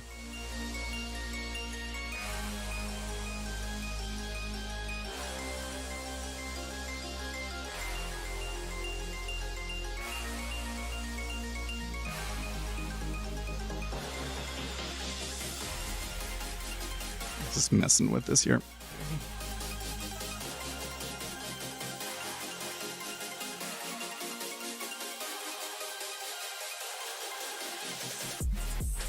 Bring the camera down just a tad.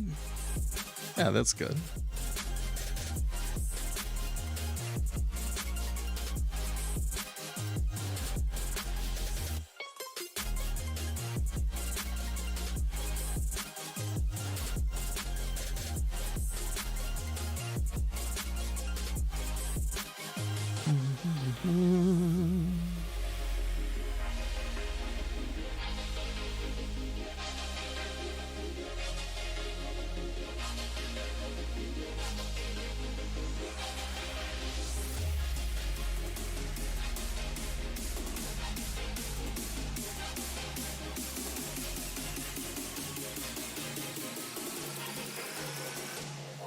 Oh, that was actually too much.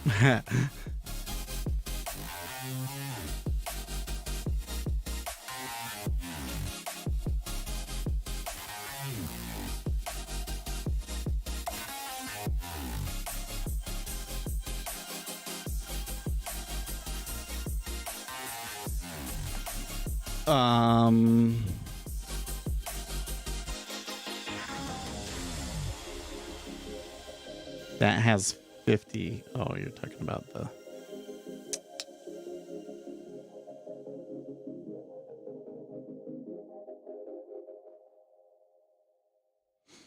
There we go.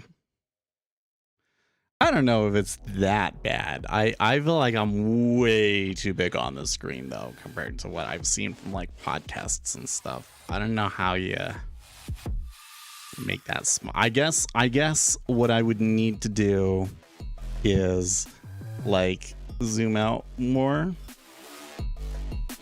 Yeah. Now if I'm doing 24 millimeters, then it's a little bit better.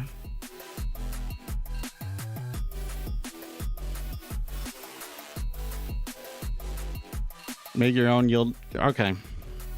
We're gonna do it. It's, you know what? It's I don't think that now is the right time for that project, unfortunately. I think you keep giving me a bunch of, I feel like you're often giving me information that I'm not ready for yet, right? I mean, not that I couldn't start that right now, but I really want to do this machine learning thing first. Then I come in and do a little bit on the, you know, some other stuff.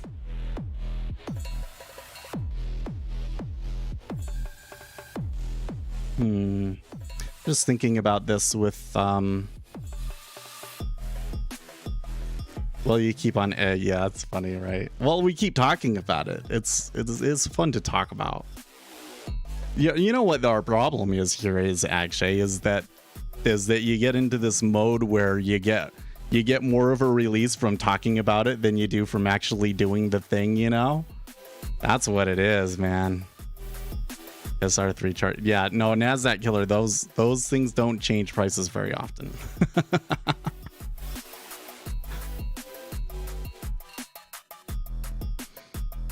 So the way that Akshay does it, I think that if you're really patient and willing to only take a tiny amount, you know, that you can absolutely make money from SOFR futures.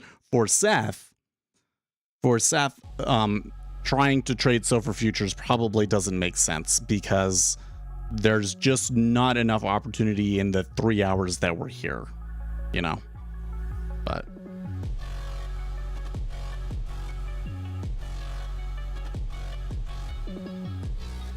when I make it go back to 20, so I have a question for you guys. How do you feel about the camera right now? So I zoomed it out, so you see more of the room here.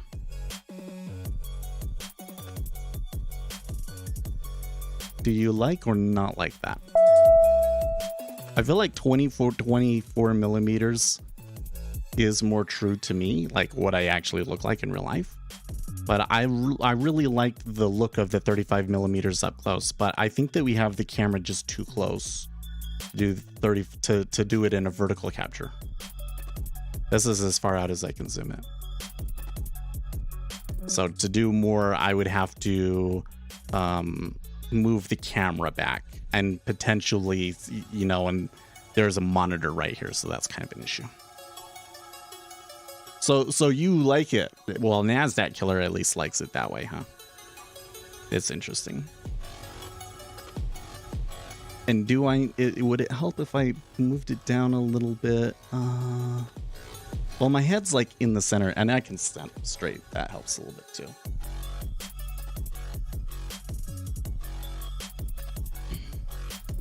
I need to sit up straight if I'm gonna do it. If I'm gonna record something. We can go on a rant tomorrow. Maybe tomorrow we can like record some TikToks or something while we're live.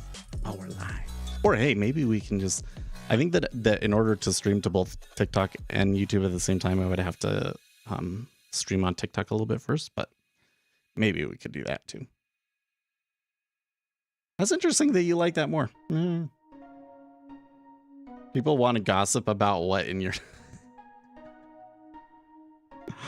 There's so many things to talk about, but like the thing is we're interest rates, and you're gonna get into interest rates. There's a lot to know, right?